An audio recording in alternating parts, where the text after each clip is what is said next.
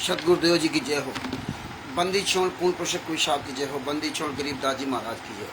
स्वामी रामदेवानंद जी दादा गुरु महाराज की जय हो।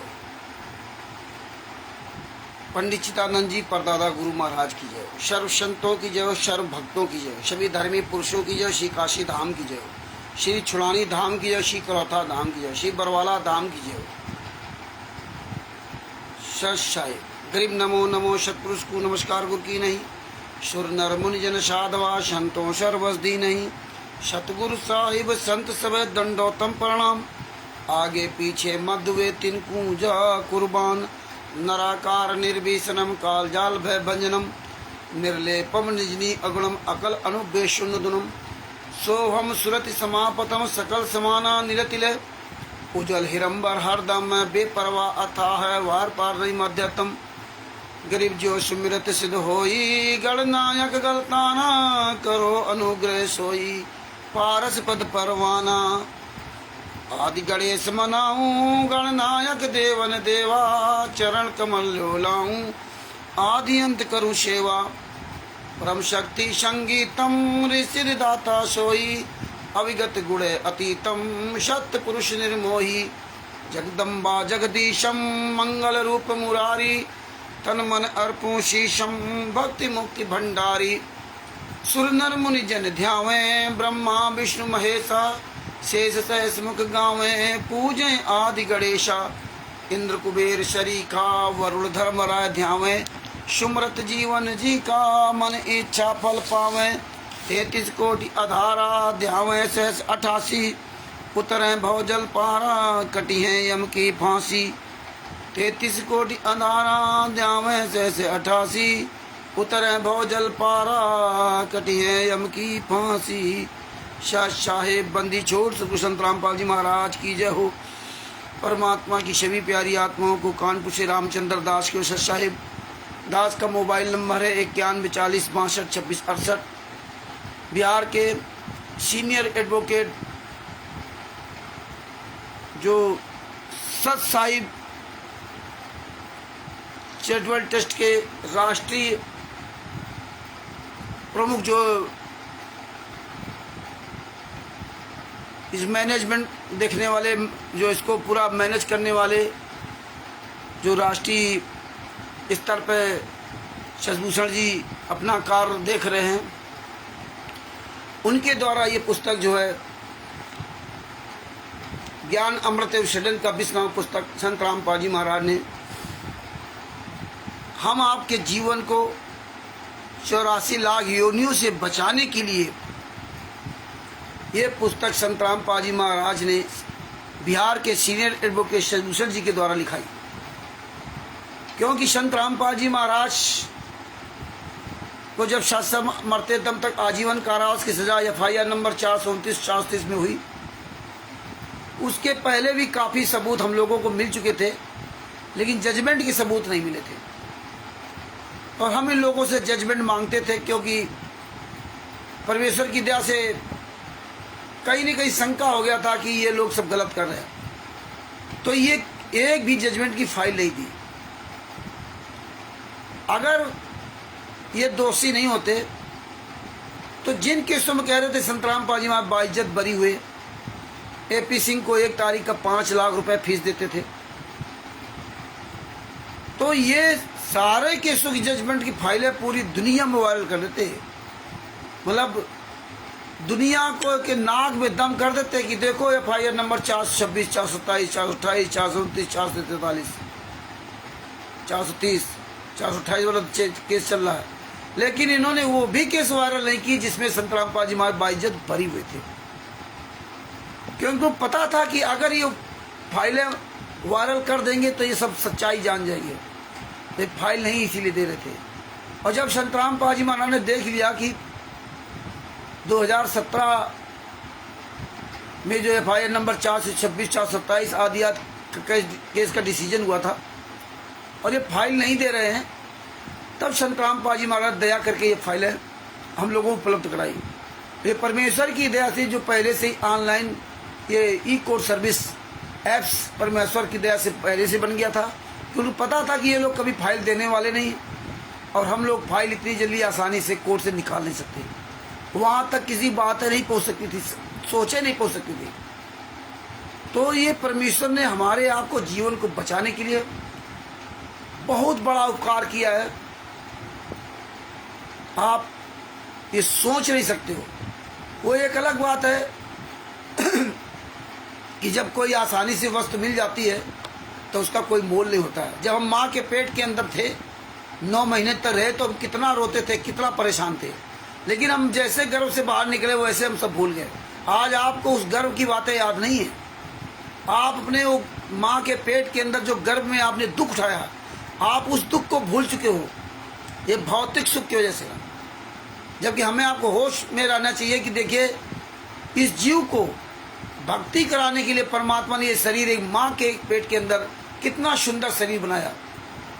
उसका क्या लालच था? उस परमेश्वर को कोई लालच नहीं था जो तुम्हें इंसान का रूप देता, चाहे वो 84 लाख योनियां भोगने के बाद टर्म वाइज मिला हो या आपके पिछले पुण्य कर्मों के आधार से मिला हो। लेकिन उपकार तो उसने किया, पूरा शरीर, सुंदर शरीर बना करके, और सारी व्यवस्थाएं वो देख रहा है, और इसके बाद आत्मा को इसमें बिठा दिया कि भाई इसके द्वारा भक्ति कर ले, हाथ पैर नाक आँख कान सब इनका सबका इस्तेमाल कर ले भक्ति के लिए। लेकिन आज हम कर क्या रहे हैं, ये बातें हमें आपको विचार करनी पड़ेगी। तो ये परमेश्वर ने दया करके एक ज्ञान अमृत सदन का 20वां पुस्तक हमारे सभी भाई बहनों के बीच तक पहुंचवा दिया और पहुंचवा रहे। लेकिन बहुत से भगत इसका मोल नहीं समझ रहे। इसको पुस्तक को लिया, 30 रुपए की पुस्तक लिया और ऐसे रख दिया घर में कोने में। अच्छे अच्छे जो आंदोलनकारी अपने आप को कहते हैं, वो तो यहाँ रख दिया, ऐसे रखे उनके घर में, कोई उनका मतलब नहीं। ये पुस्तक में क्या लिखा, मतलब उनको इतना जरा सा भी अपने अंदर डर नहीं है, जरा सा भी अपने गुरु का उनका दुख नहीं है कि इसको रोज पढ़ करके एक वीडियो 5 मिनट बना डाल दें। जो डाल रहे हैं वो तो अच्छी बात है, और जो नहीं डाल रहे हैं उनको डालना चाहिए। इसको धर दिया ऐसे, बस बताते हैं हमारे पास पुस्तक है, और किसी को कुछ पूछ दो तो नहीं बता सकते। तो ये जो संत रामपाल जी महाराज के द्वारा आप पर उपकार के उपकार किया जा रहा है, उस कबीर साहब ने आपके इतने बड़े उपकार किए, लेकिन आप उनका एहसान नहीं मान रहे। आप कभी हाथ ना एक हो, एक आंख ना हो, लीवर फेल हो जाए, किडनी फेल हो जाए, अरबों खरबों रुपए का सिर दिया, लेकिन फिर भी आप रात दिन मरे जा रहे हो कागज के टुकड़ों के लिए। इस शरीर का सबसे ज्यादा इस्तेमाल आप वहीं कर रहे हो, अपने गुरु के लिए, अपने परमात्मा के लिए नहीं। अब इससे बड़ा और दुर्भाग्य क्या होगा जिसका गुरु 10 साल 11 साल तक यात्रा से रहा हो और वो शिष्य अपने गुरु के लिए 2 शब्द नहीं बोल पा रहा हो। ये बेकार है तुम्हारा शरीर, किसी काम का नहीं। आप कह रहे हो हम भेजते हैं वीडियो, लेकिन हम बोलते नहीं। तो बोलते क्यों नहीं हो? नहीं बोलते तो मत भेजो वीडियो। अगर आपको बोलना ही नहीं अपने गुरु के लिए तो फिर क्यों वीडियो भेजते हो? बेकार है, धिक्कार है तुम्हारी जिंदगी का। तो भगत भाइयों विचार करो, आवाज उठाओ, ये बहुत सही मौका है। आप सारी चीजें आपने देख ली, टोटल इनका फ्रॉड, पूरा मार्ग फ्रॉड। अब आप ये विचार कीजिए कि लगभग 625 साल पहले जब कबीर साहब इस पृथ्वी पर आए थे, तब उसमें कितना बड़ा अंधविश्वास था, कितना भयंकर अंधकार फैला था, कितनी भयंकर कुरीतियां थी, कैसे ऊंच नीच का मतलब कितना भयंकर तांडव फैला हुआ था। यहां तक लोग बताते हैं कि कोई नीच जात का आदमी उच्च जात के आज सामने से नहीं निकल सकता था, उसकी छाया नहीं पड़नी चाहिए। और अभी तक डॉक्टर भीमराव अंबेडकर जी के बारे में बताते हैं कि जो पढ़ते थे तो उनको पानी पिलाने वाला कोई पानी नहीं पिलाने वाला होता था, प्यासे बैठे रहते थे, मतलब नीच थे जात के, इसीलिए उच्च जात वाला उसको पानी नहीं पिला सकता। जब आएगा उच्च जात वाला अलग से पानी से डालेगा तब पिएगा। अपने गांव में बचपन में देखा है, जो बेचारे जिनको हम नीच जात कहते हैं वो हमारे घर में आते थे तो उनको पानी दूर से पिलाया जाता था, दूर से ना ऐसे लोटा कि छू न लें, कहीं टच ना कर लें। उस व्यक्ति का भगवान प्रसाद खा सकता है। हमारे गांव में हम तो जातिवाद नहीं मानते, जब से परमात्मा शरण आए और यहाँ शहर में है, शहर में तो ऐसे जातिवाद खत्म हो जाती है, लेकिन गांव में जिनको चमार कहते हैं, अब वो अगर भगवान की कथा करा रहे हैं तो भगवान उनका प्रसाद खा सकता है, लेकिन यादव ठाकुर पंडित नहीं खा सकता, और वो कथा भी पंडित कराएगा जाकर। बताइए, इतना बड़ा आज भी अभी भी ये अंधविश्वास फैला हुआ है। तो आप विचार कीजिए, जब कबीर साहब आए थे तो कितना, और आए क्यों थे? वो इसीलिए आए थे कि इतना बड़ा अंधकार फैला हुआ है, लोगों के अंदर इतना अंधविश्वास फैला हुआ है, और ये सब धर्मगुरु सब लूट खा रहे हैं, तब उनको अकेले इस पृथ्वी पर आना। अब असंख्य ब्रह्मांडों का मालिक, जहां हम आप सब थे सतलोक में, अपने कर्मों की वजह से आए, नहीं तो परमात्मा आपको आने नहीं देता।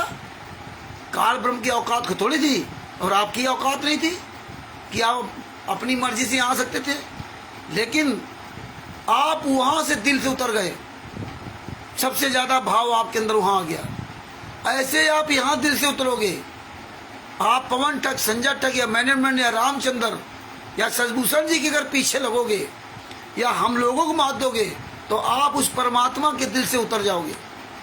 इसलिए 99% संगत जो भी हम एक साथ मिल करके ना एक योद्धा का युद्ध लड़े, वो एक अलग मैटर है, लेकिन हम एक दूसरे के पीछे न चले कि नहीं नहीं ये हमें बचाएगा, ये युद्ध करेगा, हम पीछे पीछे चलेंगे।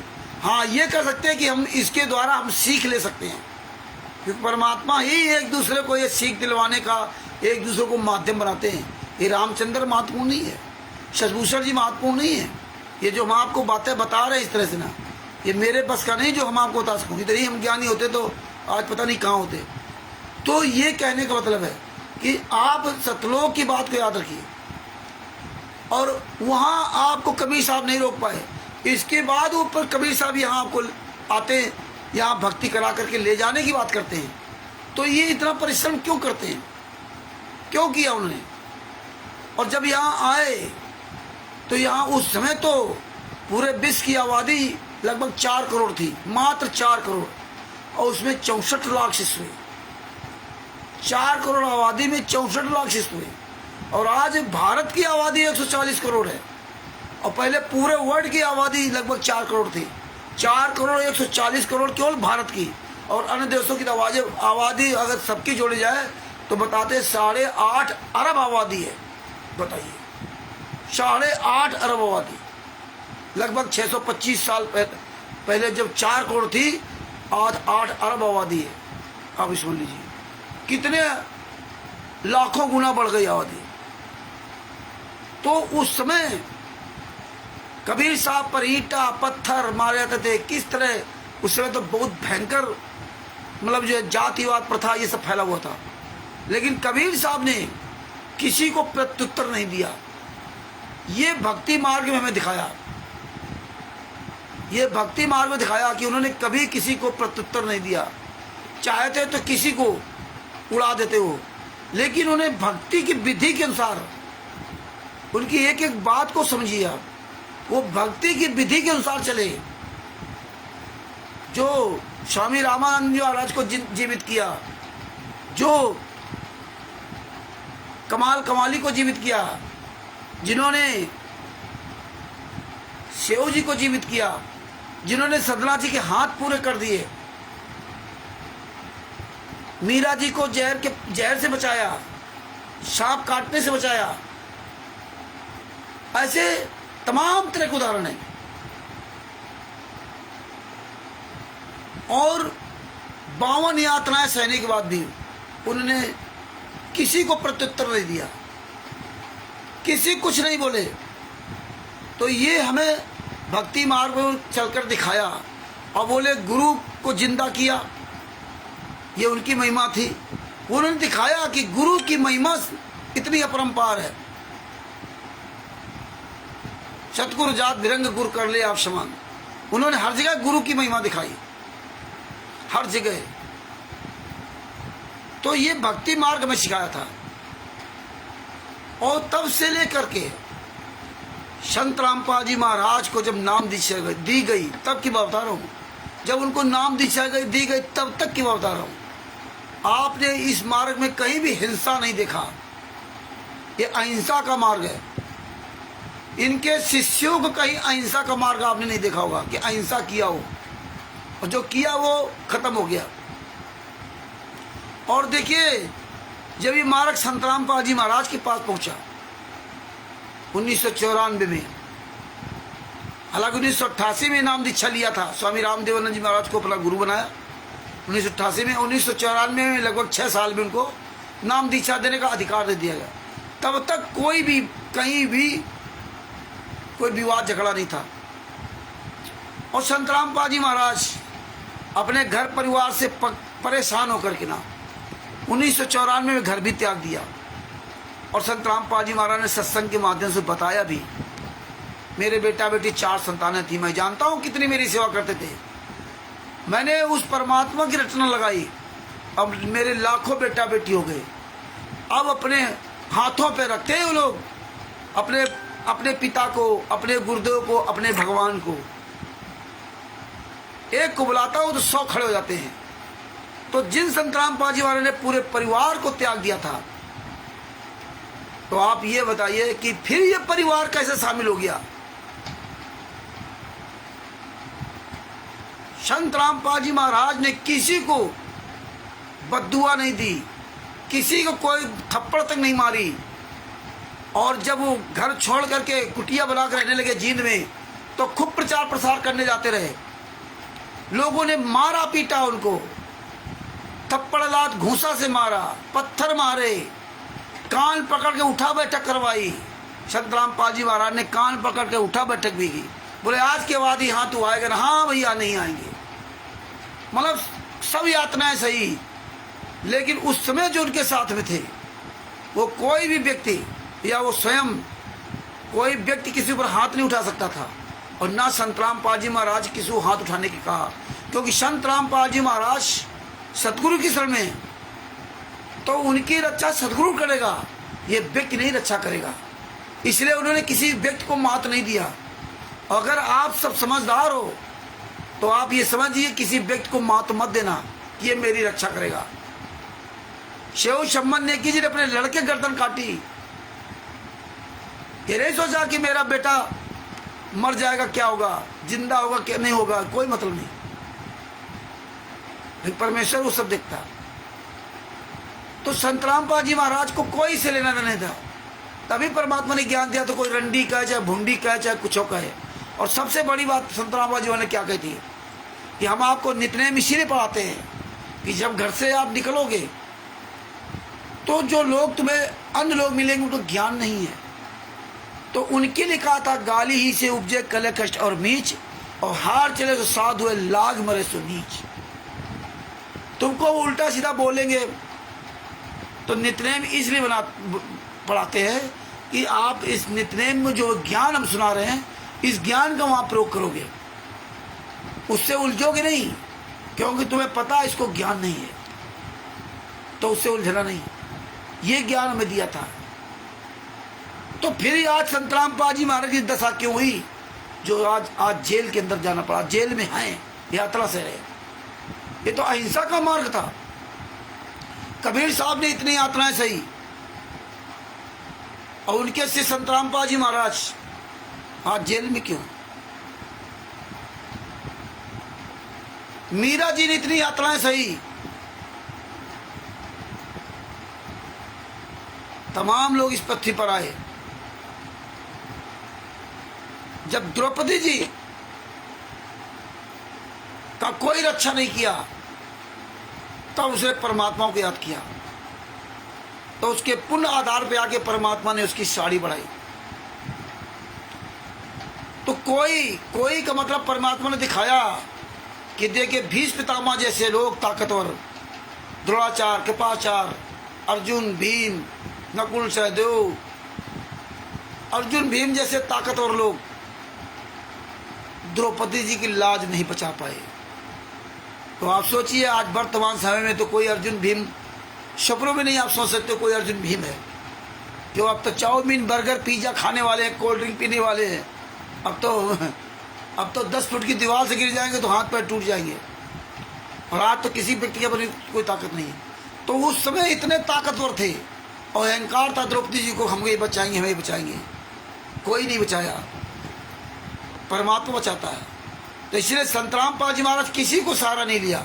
और संत रामपाल जी महाराज असली शिष्य होगा तो इस दुनिया में किसी को अपना सहारा नहीं मानता। मेरे गुरु से बड़ा कोई इस दुनिया में नहीं, गुरु तो परमात्मा से बड़ा है। ये आप लोगों की बात आज भी समझ नहीं आती, आज भी आप लोगों को डर लगता है, आज भी आप लोग अपना मुंह छिपाए घूमते हो। कुछ भगत सामने नहीं जाना चाहते, वीडियो बनाने से डरते हैं कि मेरी फोटो ना वायरल करना, मेरी वीडियो वायरल ना करना। तुम्हारी तो वीडियो ऑलरेडी चित्रगुप्त बना रहा है, तुम्हारी वीडियो ऑलरेडी चित्रगुप्त बना रहा है, ये तुम भूल जाते हो। और वो वीडियो तुम्हारी वहां चलाई जाएगी, फिर क्या करोगे आप? वहां को थोड़े मना कर पाओगे। जिस परमात्मा ने शरीर दिया तुमको अपने परमात्मा के लिए बोलने के लिए, आप उस परमात्मा के लिए कहते हो मेरे फोटो ना दिखाना, दुनिया तुम्हारी फोटो जान जाएगी, क्योंकि तुम्हें कहीं ना कहीं अंदर से भी डर है। तुम परमात्मा नहीं मानते हो, नाम के परमात्मा कहते हो। एक प्रहलाद की कथा सुनते हो, प्रहलाद की बात करोगे, लेकिन प्रहलाद जैसा दृढ़ विश्वास नहीं है आप लोगों के अंदर। जिस दिन आपके अंदर दृढ़ विश्वास इतना हो जाएगा, उस दिन दुनिया की कोई ताकत तुम्हें मार नहीं सकती, और तुम बिना ही मरे मर जाते हो। ये तुम्हारी कमजोरी है, अपनी दूर करो। तो भगत भाइयों अपने उसी टॉपिक पर आते हैं। तो अब जब मीरा जी, सदना जी जैसे लोगों को डर नहीं रहा, नानक जी ने तो दूसरे दुकान का सामान लुटा दिया, तेरा तेरा तेरा, मेरा कुछ नहीं तेरा। दूसरे की दुकान में नौकरी करते थे और जैसे ज्ञान हुआ तो उन्होंने लुटा दिया। और फिर उनका सेठ बुलाया उनके बहनोई को कि भैया तुम्हारा साला ने तो सब सामान लुटा दिया, भरो इसका भरपाई करो। तो जो गोलक में देखा हिसाब निकला तो वो बताते, परमात्मा ने बताया 20 रुपये एक्स्ट्रा निकले। 20 रुपये उस जमाने के 20 रुपये, सोने नंबर 1 गोल्ड होगा। और वो नानक जी को देने लगे लोग, तो नानक जी ने वापस कर दिया, नहीं भैया मुझे अब ये नहीं चाहिए, तू ही रख ले। और आज आप वो 20 रुपये गोल्ड, उस समय का सोने गोल्ड, वो वापस कर दिए। और आज आप रात दिन मरे जा रहे हो कागज के टुकड़ों के लिए। नरसिंह जी आदि आप तमाम सबकी कहानियां सुनते हो, कहानियां इस कहानी सुनते हो, इस कहानी, ये कहानी सुनने से कोई लाभ नहीं होना, इनको अपने अंदर आचरण धारण करोगे। तो कहने मतलब कि मीरा जी, सदना जी, जयदेव जी और सब तमाम लोग इस पृथ्वी पर आए परमात्मा को पाने के लिए। कितना कष्ट था। शेख फरीद जी को देखो, कुएं में उल्टे लटके थे, सब सूख गए, कौवे सब मांस खा गए। आंख पर नंबर आया तो कहा भाई कौवों से प्रार्थना की, कौवो मेरी आंख मत ना छेड़ना, ये मेरी आंखें छोड़ देना, बाद बाकी सब खा लेना, क्योंकि मेरा परमात्मा आएगा। अगर आंखें तुमने खा ली तो हम कैसे अपने परमात्मा देखेंगे। इतना कष्ट सहा उन लोगों ने, लेकिन उस कौवे को बद्दुआ नहीं दी। तो संत रामपाल जी महाराज कैसे बद्दुआ देते? फिर बरवाला कांड कैसे हुआ? फिर करौथा कांड कैसे हुआ? इन बातों पर आप लोगों को बहुत गहराई से विचार करना पड़ेगा।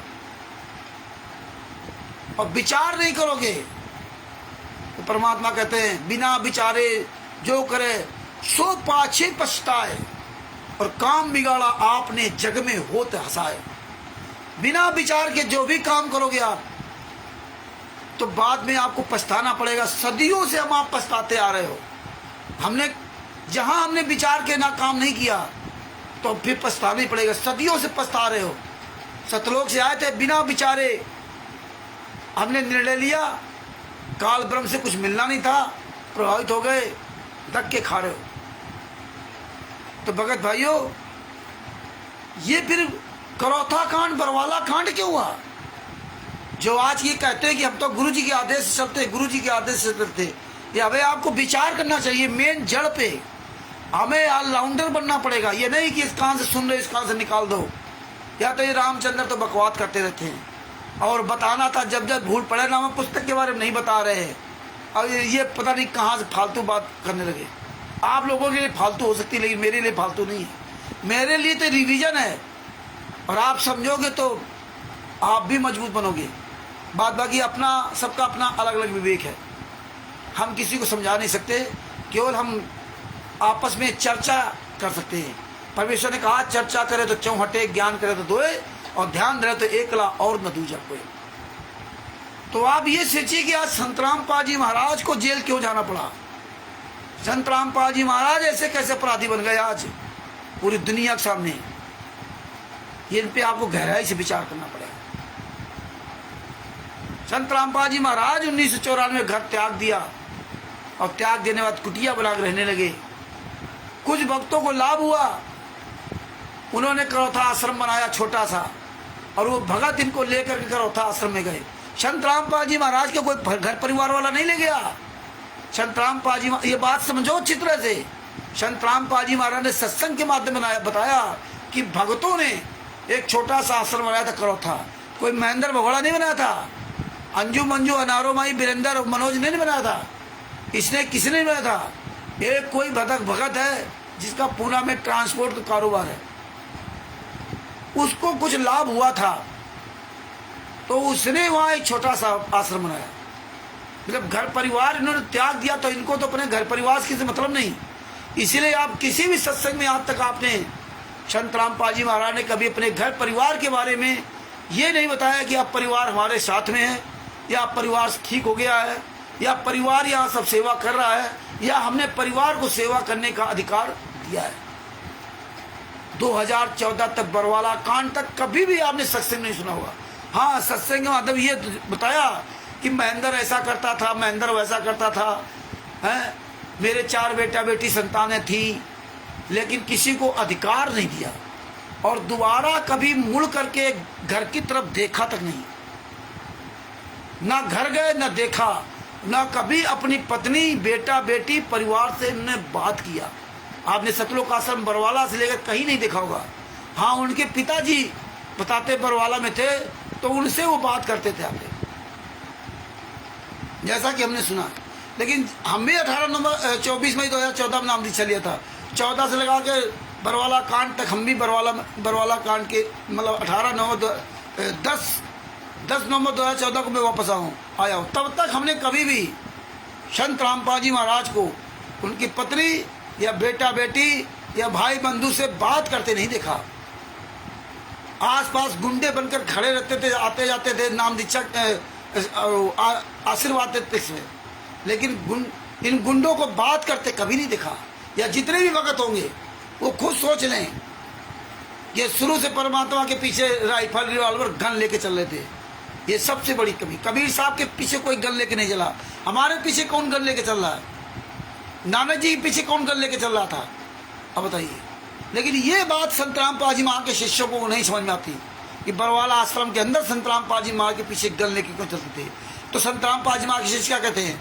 वो तो देवी देवता दुर्गा जी के पास हथियार, भगवान श्री कृष्ण के पास हथियार, भगवान राम के पास धनुष बाण, अब उनसे उपमा करने लगते हैं। लेकिन जब संत रामपाल जी महाराज ने घर परिवार छोड़ करके गली गली में धक्के खा रहे थे, तब ये राइफल वाले कहाँ मर गए थे? तो हमें आपको विचार करना पड़ेगा। इसीलिए इन्होंने करौथा आश्रम में एंट्री कर ली अपनी जबरदस्ती, क्योंकि ये महेंद्र भगोड़ा ड्राइवर था वहाँ के डीजीपी का। डीजीपी का ड्राइवर उस जमाने में हो जाए 1994, 1999, 2000 में, वो तो पहले था ये ड्राइवर। तो उसमें क्या नक्शा था? लोग आज देखो पद पा करके कैसा बोरा जाते। पुलिस में हो गया तो उसका नटबाजी देख लो पूरे मोहल्ले में, कैसे मालूम पड़ता से वो भगवान हो गया। ये हाल था, लोग डरते थे। ये गुंडे जब जाने की आश्रम बन गया, बढ़िया प्रचार प्रसार हो गया, तो इन्होंने एंट्री की। एंट्री करने के बाद बताते हैं सबसे पहला काम इन्होंने चढ़ाई कर दी छुड़ानी धाम कांड पे। सैकड़ों 100-200 महिलाओं को ले गए, और ये महिलाओं को ही हमेशा टारगेट करते हैं।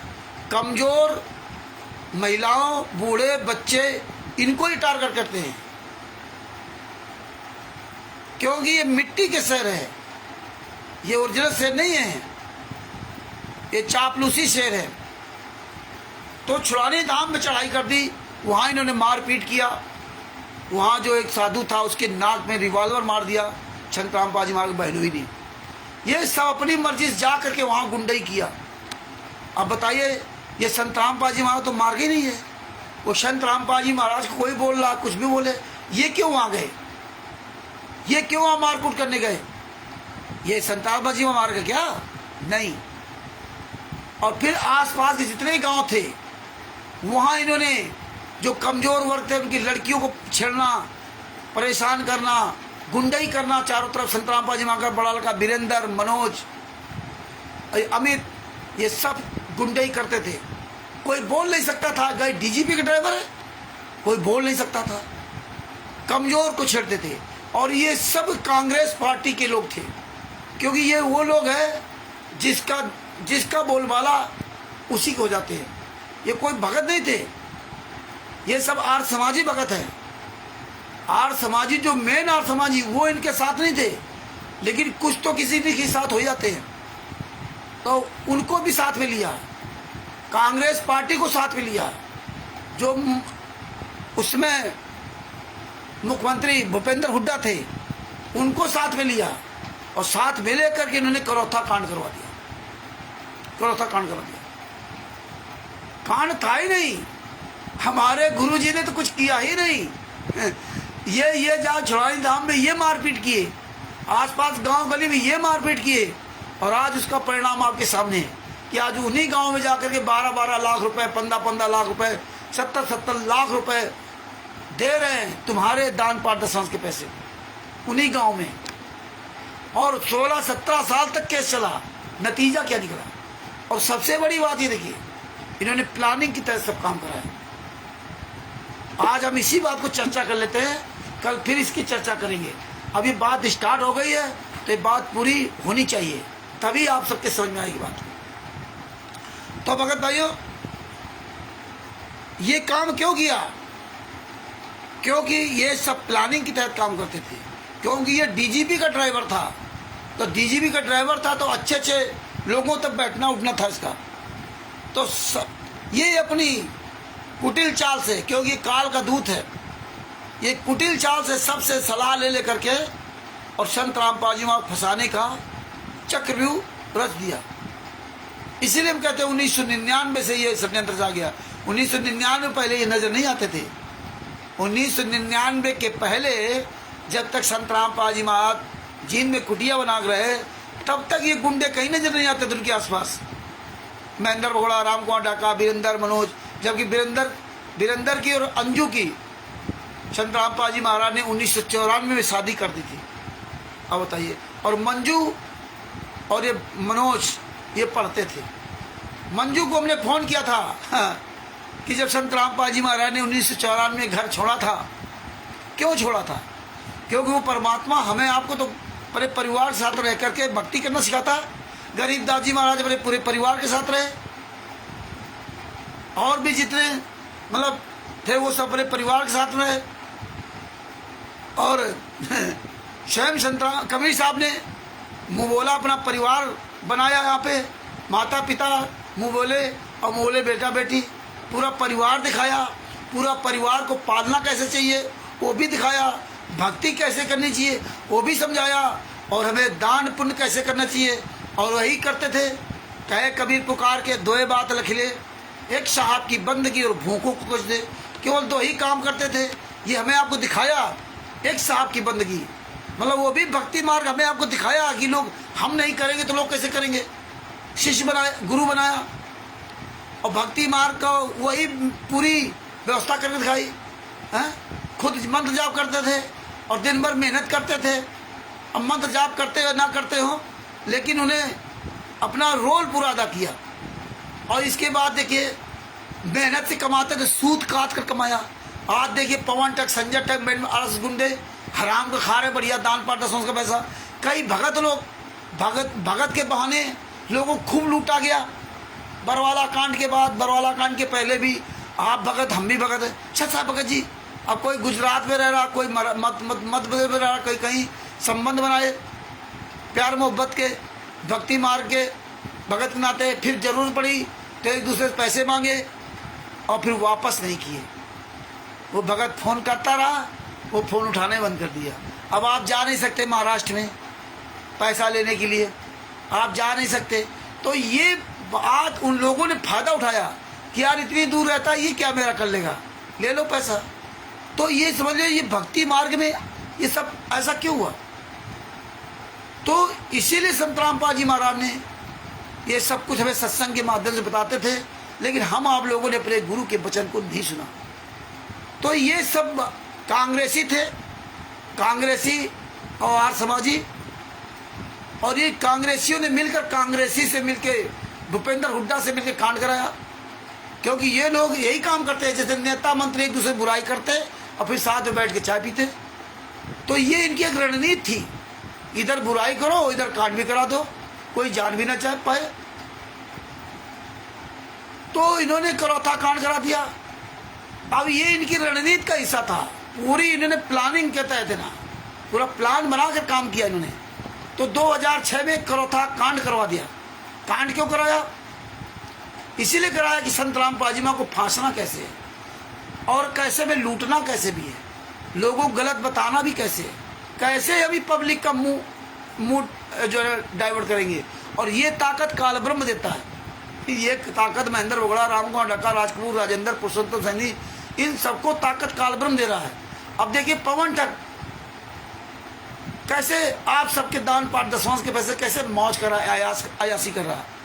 और यहाँ हम लोग अपना किसी तरह से इस पे स्ट्रगल कर रहे हैं, लेकिन उनके पास पैसा आ रहा अनाप शनाप जो मर्जी या करें, और ऐसा पैसा हमें नहीं चाहिए। और परमात्मा हमें आपको इसीलिए बचा रखा है, काम चलता रहेगा और काम चल रहा है और उनसे अच्छा काम चल रहा है। आज हम आप लोग बाहर मैदान में खुलकर बात कर रहे हैं, वो चोरों की तरह छुपे हुए हैं। तो इन्होंने प्लानिंग के तहत पूरा 2006 का करौथा कांड कराया।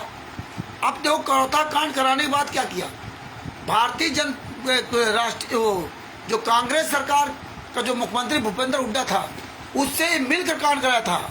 और ये जितने थे सब, ये उस समय ये थोड़े लोग थे, तो इन्होंने अपना वर्चस्व दिखा करके, अपना पावर दिखा करके, मार कूट गुंडाई करके ना कि हाँ हमारा इतना बड़ा पावर है। और इन्होंने, और जब भारतीय कांग्रेस की सरकार थी और कांग्रेस की सरकार में डीजीपी और डीजीपी का ड्राइवर महेंद्र, और इतना बड़ा कांड हो जाए तो कांग्रेस सरकार को तो इनको सबको निस्तनाबूद कर देना चाहिए था। अगर ये अपनी मर्जी से कराए होते हैं, फिर ये गालियां क्यों देते रहे। ये बातें आप सबको अपने दिल दिमाग में बसानी है। आपको इसीलिए ऑलराउंडर बनना होगा। जब कहीं जवाब सवाल होंगे तो ये आपको याद रखना होगा, ये कथा मत समझना। इसलिए यहाँ कान खोल के चलो कि भैया जब ये डीजीपी का ड्राइवर था महेंद्र भगोड़ा और उसमें कांग्रेस की सरकार थी और ये डीजीपी का ड्राइवर था, तो ये कांड कैसे हो गया? कांग्रेस की सरकार ने इन गद्दारों की ऐसी तैसी क्यों नहीं की हैं? इनकी क्या औकात थी? डीजीपी के ड्राइवर की क्या औकात थी मुख्यमंत्री के आगे? यही बातें हम आप नहीं सोच पाते, यही बातें नहीं सोचते। लेकिन ये बातें अब आप सोचिए कि यार ऐसा कैसे हुआ, डीजीपी का ड्राइवर और इसको सस्पेंड भी नहीं किया, ये नौकरी में रहा। और इसके बाद देखिए संत रामपाल जी महाराज को जेल में डाल दिया गया। संत रामपाल जी महाराज सहित 38 लोग थे, 38 में 37 लोग जमानत करा के बाहर आ गए। वही केस वही सब कुछ, और वही भूपेंद्र हुड्डा की सरकार। 38 में 37 लोगों ने अपनी जमानत करा ली, जेल से बाहर आ गए। लेकिन संत रामपाल जी महाराज की जमानत नहीं कराई। क्यों नहीं कराई? अब ये गुंडे नहीं कह सकते कि हमने जमानत के लिए प्रयास किया था लेकिन सरकार ने जमानत नहीं दिया, ये नहीं कह सकते। क्यों? क्योंकि कोर्ट ने जमानत नहीं दिया। हम प्रयास करते रहे, जमानत नहीं दिया, क्योंकि कोर्ट ने ही 22 महीने बाद संत रामपाल जी महाराज को पर्सनल बॉन्ड में जमा दिया। पर्सनल बॉन्ड में जमानत देने का मतलब ये होता है, और इन्होंने ये 22 महीने नहीं लगता, ये गुंडों ने जो है जमानत होने नहीं दे रहे थे। ये हर तरह से अपनी व्यवस्था बना रखे थे, हर तरह से ना।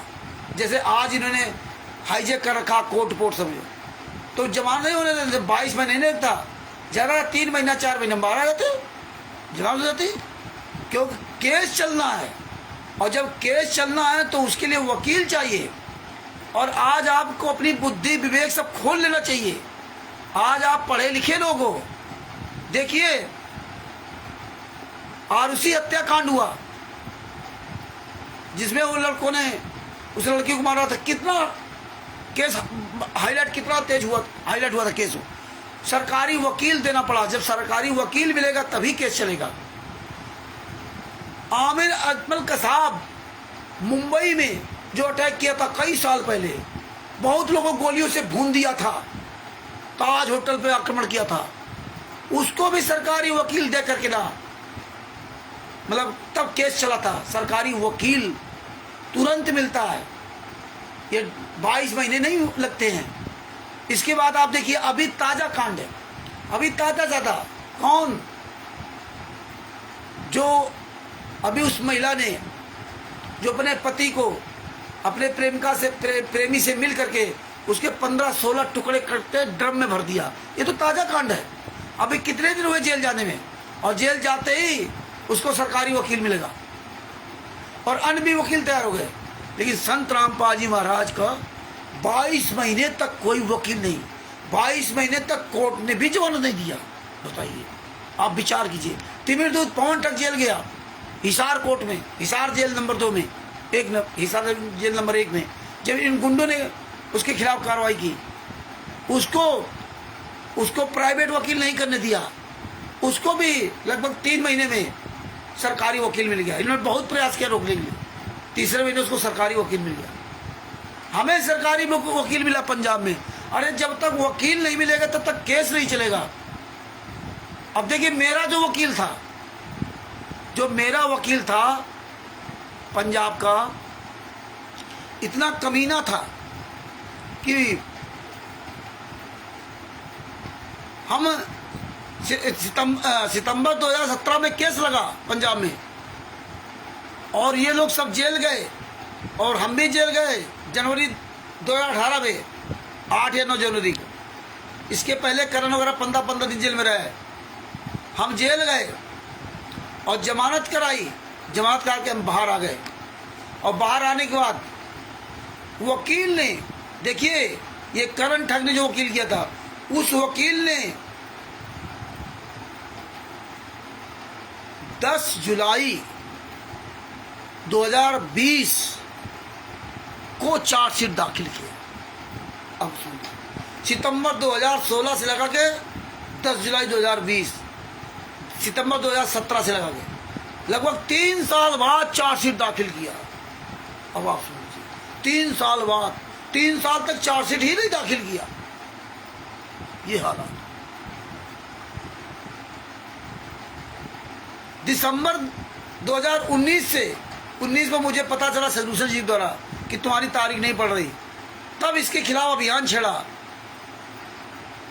तब इसने लॉकडाउन लग गया था मार्च 2020 से, तब जुलाई में इस कमीने ने चार्जशीट दाखिल करवाई। नहीं तो चार्जशीट दाखिले नहीं होती बात। ये हालात है। तो ये समझना पड़ेगा आपको कि 22 महीने तक संत रामपाल जी महाराज जेल में क्यों रहते, 22 महीने तक। और 22 महीने बाद, क्योंकि उस समय हो सकता कोई जज इनके मार्फत का हो जो ये अपना टरकाते रहे। जैसे कि 2006 में करौथा कांड हुआ, वही जो करौथा कांड की बात कर रहे हैं। और देखिए अभी जाके केस खत्म हुआ 2-3 साल पहले। क्यों? 16-17 साल तक केस चलता रहा, अभी भी चलता रहता वो। जब सुप्रीम कोर्ट ने संज्ञान लिया कि इतने साल तक ये केस कैसे चल रहा, इसको तुरंत 2021 में, सच बात ये है 2021 की बात है, 2021 में या 2022 में उसने पूरे भारत में जो 15-16 साल के केस पुराने थे, उसने एक डेडलाइन निर्धारित कर दी थी। 10 साल या 15 साल के ऐसे कुछ केस थे। इन केसों को मतलब इसी वर्ष यानी 2021 में या 2022 में, उस सन याद नहीं आ रहा, इनको हर हालत में लास्ट दिसंबर तक इनको केसों को हर हालत में डिस्पोजल करना है। तब जाके केस डिस्पोज हुआ था। नेट डिस्पोजल नहीं होता। तो ये बातें ध्यान रखिए आप लोग भूल जाते हो।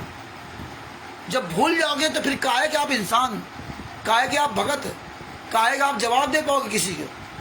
ये बातें दिमाग में भर लो, ऐसे नहीं लड़ना होगा। इसीलिए कह रहे पॉइंट टू पॉइंट बातें सपने में याद रखो। जूता भी चलाने में माहिर हो और पॉइंट टू पॉइंट बात करने में माहिर हो। एक एक पॉइंट, क्योंकि लीगल पॉइंट है, इसीलिए हमें उदाहरण एक दूसरे देख करके बताना पड़ता। और इतने साल तक परमेश्वर ने लगा रखा, इसलिए आपको ये बातें बता रहे हैं। लेकिन सुनने में बड़ा आपको आसान लगता है, लेकिन ये आपके जीवन को बचाएंगे, अन्न को भी आप बचाओगे अगर आप इस तरह पॉइंटों को ध्यान रखोगे। तो देखिए 22 महीने तक संत रामपाल जी महाराज जेल में क्यों रहना पड़ा? 22 महीने तक कोई केस ही नहीं चला, बताइए। मैक्सिमम 90 दिन में चार्जशीट दाखिल होने चाहिए। मैक्सिमम 90 दिन के अंदर चार्जशीट दाखिल हो जाना चाहिए, ये नियम है। और हमारा लगभग 3 साल तक चार्जशीट दाखिल नहीं किया। संत रामपाल जी महाराज की कोई चार्जशीट दाखिल नहीं हुई। और जब चार्जशीट दाखिल होगी तो केस चलेगा। जब केस चलेगा तो वकील होना चाहिए, और जब तक वकील नहीं होगा तब तक केस ही नहीं चलेगा। इसीलिए जो अभी तो मतलब किया, जो मेरठ वाला कांड हुआ, उसको वकील दिया गया, सरकारी वकील। प्राइवेट में वकील तैयार हो गए। और जो हत्या की थी और उसी हत्याकांड में AP सिंह वकील वकालत की थी उन हत्यारों की तरफ से ना। तो ये कानून हमें इजाजत देता है। तो ये बातें समझो कि 2006 में भी 22 महीने तक संत रामपाल जी महाराज को ये जेल से बाहर नहीं आने दिया। इनको पहले ही सरकारी वकील मिल जाता और बस जेल से बाहर आ जाते। मैक्सिमम ज़्यादा 2-3 महीना बस। चार्जशीट दाखिल का नंबर आएगा तो वकील होगा, बिना वकील के केस चलेगा ही नहीं। दोनों तरफ का वकील ही बहस करेगा। तो ये बातें आपको लीगली समझना पड़ेगा, ये इन गुंडों को जवाब देना पड़ेगा। इसके बाद देखो इन्हें क्या किया, ये इनकी प्लानिंग के तहत काम कर रहे थे। एक तो जेल में पड़े रहे, उस समय भी इन्होंने पूरा प्रयास किया था कि जेल से बाहर ना आए, लेकिन इन्होंने प्लानिंग के तहत काम किया था। जमानत क्यों नहीं कराई थी? क्योंकि इनको बरवाला कांड कराना था, इसलिए जमानत नहीं कराई। उस समय का जो जज था जिसने 22 महीने बाद पर्सनल बांड में संत रामपाल जी महाराज को जमानत दी, वो जज परमात्मा की बड़ी प्यारी आत्मा होगा जिसने पर्सनल बांड में जमानत दी थी। और इन गुंडों सबको दिखाने के लिए आज हमें आपको समझने की कि इन्होंने कितनी ताकत बड़ी लगाई थी, कितनी बड़ी ताकत लगाई थी कि 22 महीने तक संत रामपाल जी महाराज जमानत नहीं हो पाए। इन्होंने कितनी बड़ी ताकत लगाई कि 16-17 साल से केस चल रहा, वो केस कभी खत्म होने का नाम ही नहीं ले रहा। ये देशद्रोह का केस देख लीजिए, आज 11 साल 12 साल होने जा रहे। 2014 का करता कांड, 2014 का बरवाला कांड, और अभी तक उसमें लगभग 941 या 942 लोग हैं। और जो जिसमें 801 लोग हैं, उसमें अभी तक 11 साल में लगभग बताते हैं कि शायद 150 या 200 लोग हाजिर हुए। आप बताइए तो कितने साल लग जाएंगे, आप सोच नहीं सकते। ये ऐसे ये लिंगरान कराते, पेंडिंग कराते हैं, लगे रहो बर्फ में, लगे रहो। संत रामपाल जी महाराज जेल से बाहर ना आए। और हम आप लोग जो है इस बात को समझते नहीं, तो समझना पड़ेगा। जब समझोगे तभी दूसरों को बताओगे। इसीलिए हम आपसे कहते हैं आप सुनो, फिर आप भी बताओ, आप रिवीजन करो। कहीं समाज में होगे तो कम से कम आप ये बातें रख सकते हो। तो 2008 में यानी कि 22 महीने बाद संत रामपाल जी महाराज पर्सनल बांड में तो आए, पर्सनल बांड में जमानत तो मिली। और देखिए रोहतक कोर्ट ने संत रामपाल जी महाराज की हाजिरी माफी तक कर कि आज के बाद आपको कोर्ट की तारीख पे नहीं आना है। और ये गुंडे जानते थे कि संत रामपाल जी महाराज का कोई दोष नहीं है, क्योंकि गुंडे ही तो इन्होंने की, संत रामपाल जी महाराज कोई लेना देना नहीं। और ये पर्सनल बॉन्ड में बाहर आएंगे, हाजिरी माफी करवा हो गई, और जब हाजिरी माफी हो गई पर्सनल बॉन्ड पे आएंगे तो किसी कोई औचित्य नहीं रहा जमात का। भाई जमात किसी ने ली नहीं, अब पर्सनल बॉन्ड में बाहर आ गए जेल से, और हाजिरी माफी ना भी होती तो भी ये कोर्ट नहीं जाने देते। लेकिन हाजिरी माफी होने के बाद भी ये चैन से नहीं बैठे, ये जानते थे कि अरे हमारा तो बना बनाया सब खेल बिगड़ गया, 22 महीने जेल में रहे, इसके बाद जेल से बाहर आ गए, अब इनको तो कोर्ट भी नहीं जाना, संतराम पाजी माँ को तारीफ पर भी नहीं जाना, जज ने तो इनको मतलब जो है छूट दे दी पूरी, तो ये अपना ये चैन से कहाँ बैठना। तब इन्होंने 2012 में फिर हत्याकांड करा दिया, 2013 में करा दिया, उसमें भी एक व्यक्ति मर गया। उस समय वो आश्रम पुलिस की कस्टडी था, वो केस संतराम पाजी मारा पर नहीं लगा, नहीं वो भी लगा देते, उसमें भी इन्होंने मरवा दिया। और इसके बाद इन्होंने नाकों चढ़वा दिया वहाँ पर प्रशासन को। तब प्रशासन ने संतराम पाजी और गाज किसको गिरी, संतराम पाजी मार पर। गलत काम करे ये करे, गलत काम ये करें और बदनाम संतराम पाजी मारा। तब कोर्ट ने इनकी जो है जो इनको वो छूट दे रखी तारीख पर, इनके अच्छे आचरण की वजह से छूट दे रखी थी, तो जो वो भी कैंसिल कर दिया गया। अब आपको तारीख पर आना है। तो रोहतक कोर्ट दूर होने के कारण इतनी छूट दे दी कि आप हिसार कोर्ट में वीडियो कॉन्फ्रेंस के द्वारा आप तारीख ले लेना। कुछ प्रॉब्लम थी उसमें, ये इन लोगों ने ये मतलब सिस्टम रखा कि हमें यहाँ हिसार कोर्ट में जो है ना तारीख के लिए मतलब जो है कहा जाए। तो ये तो 2010 से 2008 में जेल से बाहर संतराम पाजी मारा जाए, और 2010 से इन्होंने राष्ट्रीय समाज सेवा से बना ली मानसरोवर पार्क में रोहतक में, और इन्होंने सारे अपने पदाधिकारी नियुक्त कर लिए, फर्जी कोई रजिस्ट्रेशन नहीं इसका। और देखिए काले कमांडो बना लिए, सारी अपनी तैयारी कर ली। अब देखिए प्लानिंग की तरह था ना इनको, नहीं तो इनको क्या 2010 में भैया कौन सी आफत थी, जब 2008 में संतराम पाजी महाराज को पर्सनल बॉन्ड में जमानत दे देगी और उनकी हाजिरी माफी कर दी गई, तो फिर ये राष्ट्रीय समाज सेवा समिति क्यों बनाई, फिर ये काले कमांडो क्यों बनाए गए, फिर ये क्यों ट्रेनिंग दी गई। ये तो कबीर साहब का मार्ग था। संतराम पाजी महाराज की रक्षा कौन करता? क्या संतराम पाजी महाराज की रक्षा संतराम पाजी महाराज के गुरु नहीं कर सकते थे? क्या संतराम पाजी महाराज की रक्षा कबीर साहब नहीं कर सकते थे? जब मीरा जी की रक्षा कबीर साहब कर सकते हैं? मंसूर जी को पत्थर मारे गए तो हंस रहा था, इतना बड़ा त्याग। और कबीर साहब को कोई कहेगा तो ये सेना बना लेंगे, हथियार चलाएंगे, ये भक्ति मार्ग का काम है। लेकिन ये बात भक्तों को नहीं समझ में आती। ये बात विचार करना होगा आपको कि 2010 में इन्होंने ये चोरी छुपे सब व्यवस्था क्यों की, क्योंकि इनका सब रणनीति का हिस्सा था कि हम ऐसे ऐसे आगे आगे सब कराएंगे, कांड कराएंगे, ये कराएंगे। 2010 में बना करके और 2014 को उन्होंने कोर्ट की अवमानना करवा दी। कुछ था ही नहीं, कुछ नहीं था, कोई कांड नहीं, ना कोई करौता कांड, ना कोई बरवाला कांड, ना संतराम पाजी महाराज का करौता कांड से लेना देना, ना बरवाला कांड से लेना देना। और देखिए करौता कांड में संतराम पाजी महाराज ने बताया समाजियों ने कांड करा दिया, और बरवाला कांड में क्या कहा, राष्ट्रीय समाज सेवा समिति कांड करा दिया। ये लोग मेरे नहीं थे। खुलासा हो गया पूरा। यही परमात्मा ने बताया था 2006 में कि मेरे ये जितने करौता कांड में थे आर्य समाजी है, ये हमारे सब मामा फूफी चाऊ चाचा के भाई बहन सब है, बेटा बेटियाँ हैं जिन्होंने कांड कराया। लेकिन ये इशारे से हम परमात्मा बताते रहे, लेकिन हम आप नहीं समझे। तो वही इन्होंने 2010 में राष्ट्रीय समाज सेवा से बना ली। और देखिए सबसे बड़ी बात, ये देखो कितने बड़े हरामजादे लोग हैं ये कांग्रेस पार्टी के लोग, ये आर्य समाजी लोग। वो आर्य समाजी नहीं, ये जो आर्य समाज में शामिल थे, इन्होंने कांग्रेस पार्टी से मिलकर करौता कांड करवा दिया और वो आश्रम बंद करवा दिया। और उसी कांग्रेस पार्टी से मिलकर के ना बरवाला आश्रम बनवा दिया, दौलतपुर आश्रम चल रहा है। अब आप देखिए कितनी बड़ी इनकी साजिश थी।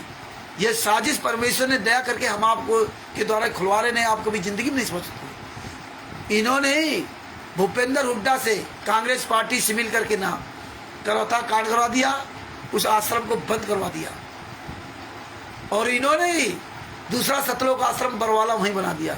ना भूपेंद्र हुड्डा मुख्यमंत्री को इतराज और ना वहां के आर्य समाजियों को इतराज। ये बात तुम सबको अच्छी तरह समझ लेना चाहिए।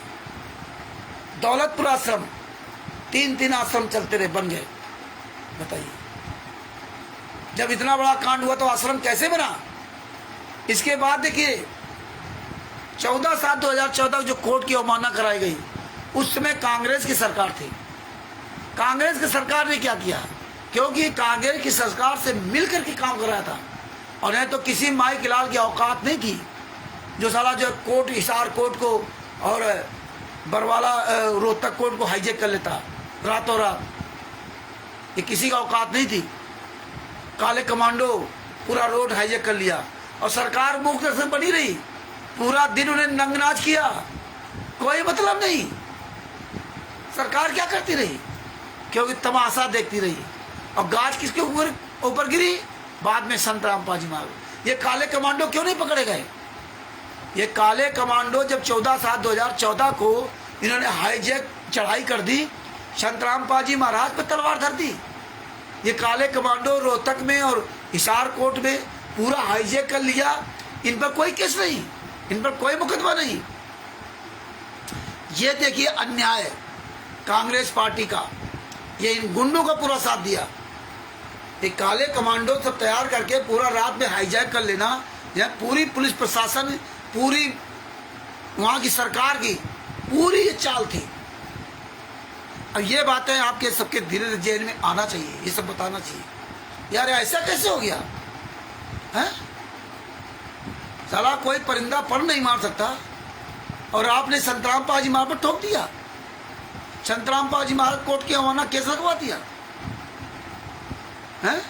अगर कोर्ट की अवमानना केस लगवा दिया तो संत रामपाल जी महाराज ने चंडीगढ़ हाईकोर्ट में जवाब दिया, ये मेरे काले कमांडो नहीं थे। बाकायदे उन्होंने एफिडेविट दिया, ये राष्ट्रीय समाज सेवा समिति थे, इसका संचालक रामकुमार ढाका है। फिर भी सरकार ने ये काले कमांडो क्यों नहीं पकड़ा?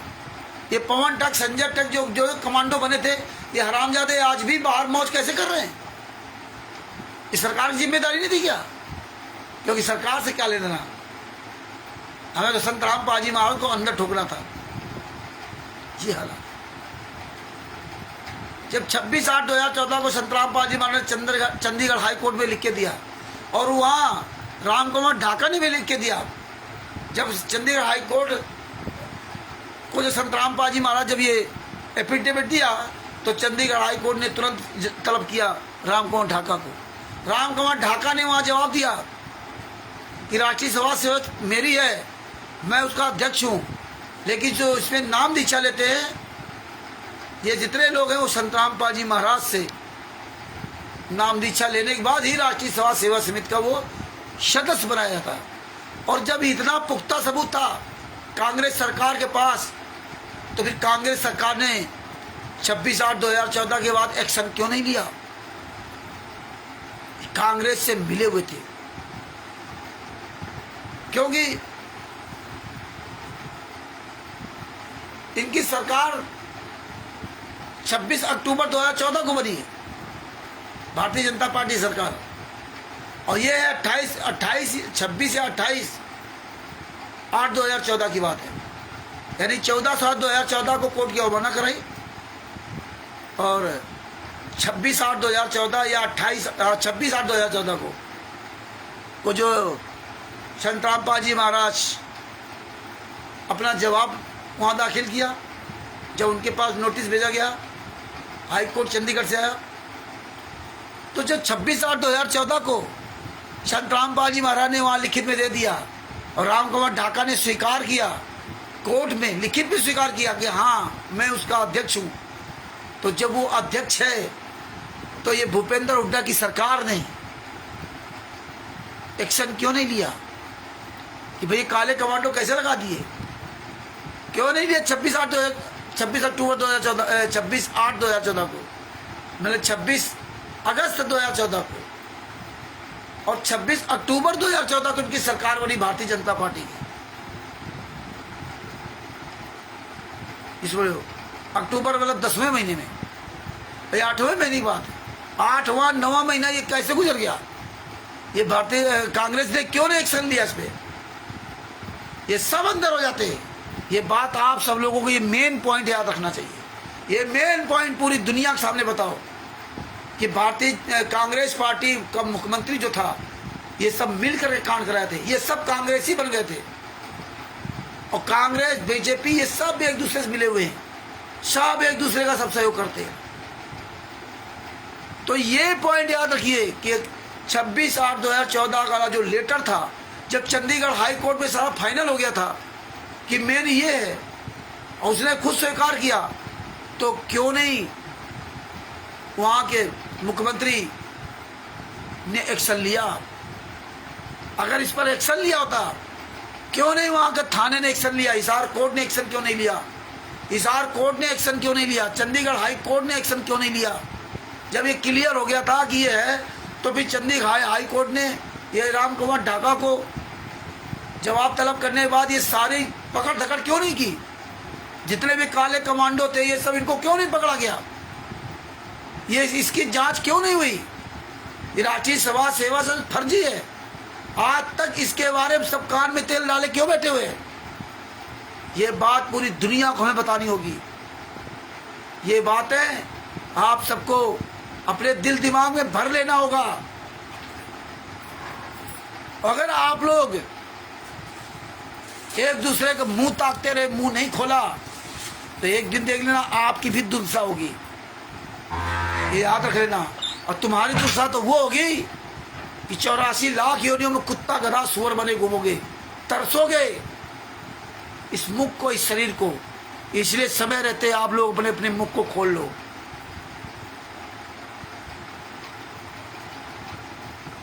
26 अक्टूबर 2014 को भारतीय जनता पार्टी की सरकार बनी, और मात्र 18 नवंबर 2014, यानी कि अक्टूबर नवंबर, मात्र 20-22 के दिन, 20-22 दिन में ही बरवाला कांड हो गया। क्यों हुआ? ये सरकार क्या करती रही? जब कोर्ट संत रामपाल जी महाराज को बुलाता रहा, क्यों बुलाता रहा कोर्ट? कोर्ट जो है संत रामपाल जी महाराज को तारीख पे क्यों बुलाता रहा? चंडीगढ़ हाई कोर्ट ने क्यों बुलाया संत रामपाल जी महाराज? 21 तारीखें क्यों दिया? क्योंकि हो सकता है कि ये संत रामपाल जी महाराज तारीख पर जाते, और तारीख पर जाने के बाद ये बात अपनी उठाते वहां पे, क्योंकि वकील तो इनका कोई था नहीं, वो कोई बोलने वाला नहीं था। और यही बात अगर कोर्ट में रख दिया थी उसी समय कि संत रामपाल जी महाराज का तो पहले एफिडेविट लगा हुआ है, तो इसीलिए इन गुंडों ने संत रामपाल जी महाराज को रोक रखा, हाईजैक कर लिया। अगर ये कोर्ट पहुंच गए तो ये पूरी राष्ट्रीय सभा सेवा समिति, जितने सरों का संचालक गुंडे, ये सब अंदर हो जाएंगे। इनको कोई बचाने वाला नहीं होगा इस दुनिया में। इसलिए इन गुंडों ने संत रामपाल जी महाराज को तारीखों पे नहीं जाने दिया, क्योंकि वो मैटर दब जाए। क्योंकि इनकी भारतीय जनता पार्टी भी इन्हीं की सरकार थी। ये भारतीय जनता पार्टी, कांग्रेस, सब मिलकर के कांड कराया है कि संत रामपाल जी महाराज पूरी दुनिया में जो सारे धर्मगुरुओं को नंगा कर दिया था, तो इनका सबका उसमें पूरा सहयोग था। भारतीय जनता पार्टी ने बढ़ चढ़ कर के सहयोग साथ दिया इनका, और आज आपके सामने प्रमाण है। आज आप देख रहे हो, यही कांग्रेस पार्टी को इन्होंने वोट दिलवाए थे वहाँ हिमाचल प्रदेश में, जो ओम प्रकाश स्टेट कोऑर्डिनेटर, जब राहुल गांधी वहां गए थे तो उसके साथ फोटो खिंचा रहे थे। ये हालात है। ये बातें आप लोगों को सोचना पड़ेगा। और ये बातें सुन करके आप दूसरों को भी जगाना पड़ेगा। परमेश्वर के आशीर्वाद, हम तो जागे, आप भी जागो। जागोगे तभी बचोगे। और सबसे बड़ी बात, ये सुन करके बातें चुपचाप बैठ जाओगे, उससे काम नहीं चलेगा।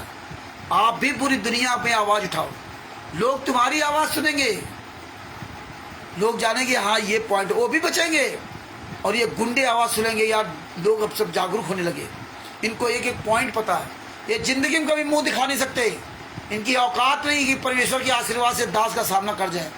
ये गर्व नहीं है, ये हमें अपने संत रामपाल जी महापुर सतगुरु पर गर्व है कि मुझ जैसे भैंसों को आज परमात्मा ने एक बेस्ट वकील की तरह एक पॉइंट टू पॉइंट परमात्मा दास से बुलवाते समझवाते हैं।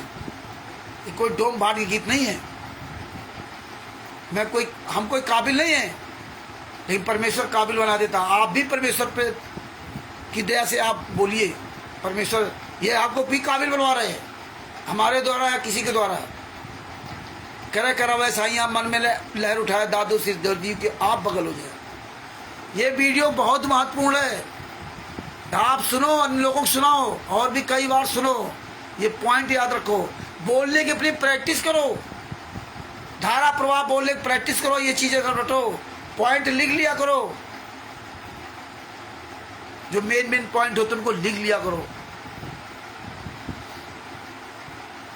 इसलिए मुंह खोलना बहुत जरूरी है। मुंह खोलना, लाखों संगत इकट्ठा होकर के और मुंह बंद करके आए, उसका कोई मोल नहीं। अगर 10 आदमी बोलने वाले तैयार हो जाए तो करोड़ों बेकार है। तो आप ये समझ लीजिए कि भारतीय जनता पार्टी से मिलकर के इन्होंने कितना बड़ा खेल खेल लिया। खुलेआम नंगनाच करते रहे, पुलिस प्रशासन सब देखता रहा, कुछ नहीं किया, धमकी देते रहे लोग। बताइए, सरकार को ये ग्राम कुमार ढाका, राज कपूर, महेंद्र बगोड़ा ये धमकी दे रहे हैं। राज कपूर क्या कर रहा था, संत रामपाल जी महाराज चाहेंगे तो भी मैं कोर्ट में पेश नहीं होने दूंगा। और आज वही गुंडे हरियाणा में आश्रम चला रहे हैं। महेंद्र बगोड़ा कह रहा था संत रामपाल जी आश्रम में है नहीं। ये वीरेंद्र मनोज महिलाओं के कपड़े पहन के भागे थे। संत रामपाल जी महाराज ने बताया कि महिलाओं के कपड़े पहन के भागे थे मेरे बेटे, और ये अपने पिता की मुखालफत किया, अपने पिता की बुराई किया, अपने पिता को फंसा दिया। आज कल आप नहीं मानते थे, उसी भारतीय जनता पार्टी के खिलाफ जगह जगह काला दिवस मनाते थे। मारो हरामजादों के जूते। तुम संगत वालों जागो, तुम जो लोग ये काला दिवस मनाने के लिए इनके यहाँ जाते रहे, जो तुम लोग इच्छा मत के फार्म भरते रहे, जो दिल्ली में धरना प्रदर्शन में जाते रहे, जगह जगह आप ज्ञापन देते रहे, आप लोगों को जागना चाहिए।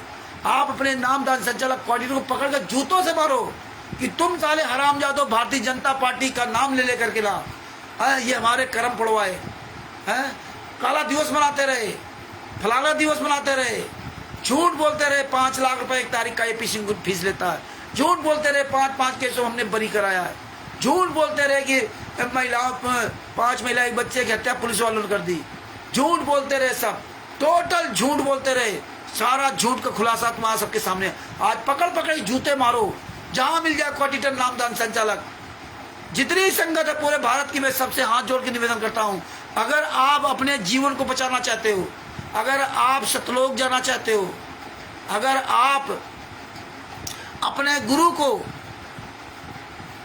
जेल से बाहर लाना चाहते हो, अगर आप अपने गुरु से आशीर्वाद लेकर, गुरु की सेवा करके, गुरु के सानिध्य में रह करके, गुरु रूपी पेड़ के नीचे, ये काल रूपी भयंकर धूप से बचने के लिए गुरु रूपी पेड़ को आपको लाना पड़ेगा, और उस गुरु रूपी पेड़ के नीचे हमें बैठना पड़ेगा। जब तक वो पेड़, हाथ रूपी पेड़ की छाया आपके इस सिर पर नहीं पड़ेगी, जब तक आप इन हाथों से अपने गुरु के चरणों की सेवा नहीं करोगे, जब तक आप इन हाथों से अपने गुरु के हाथ में दान नहीं दोगे, तब तक आपका कोई कल्याण होने वाला नहीं है। ये शुतुरमुर्ग की तरह टाइम पास करते रहो, पूछते रहो गुरुजी कब आएंगे, गुरुजी कब आएंगे, बस।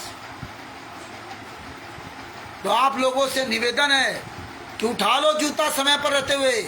परमेश्वर ने कहा जो भ्रमित करे, लोगों कर्म खराब करे, उसको जूतों से मारो। पकड़ो इन हरामजादों को, इन्होंने कोई कसर नहीं रखी। और देखिए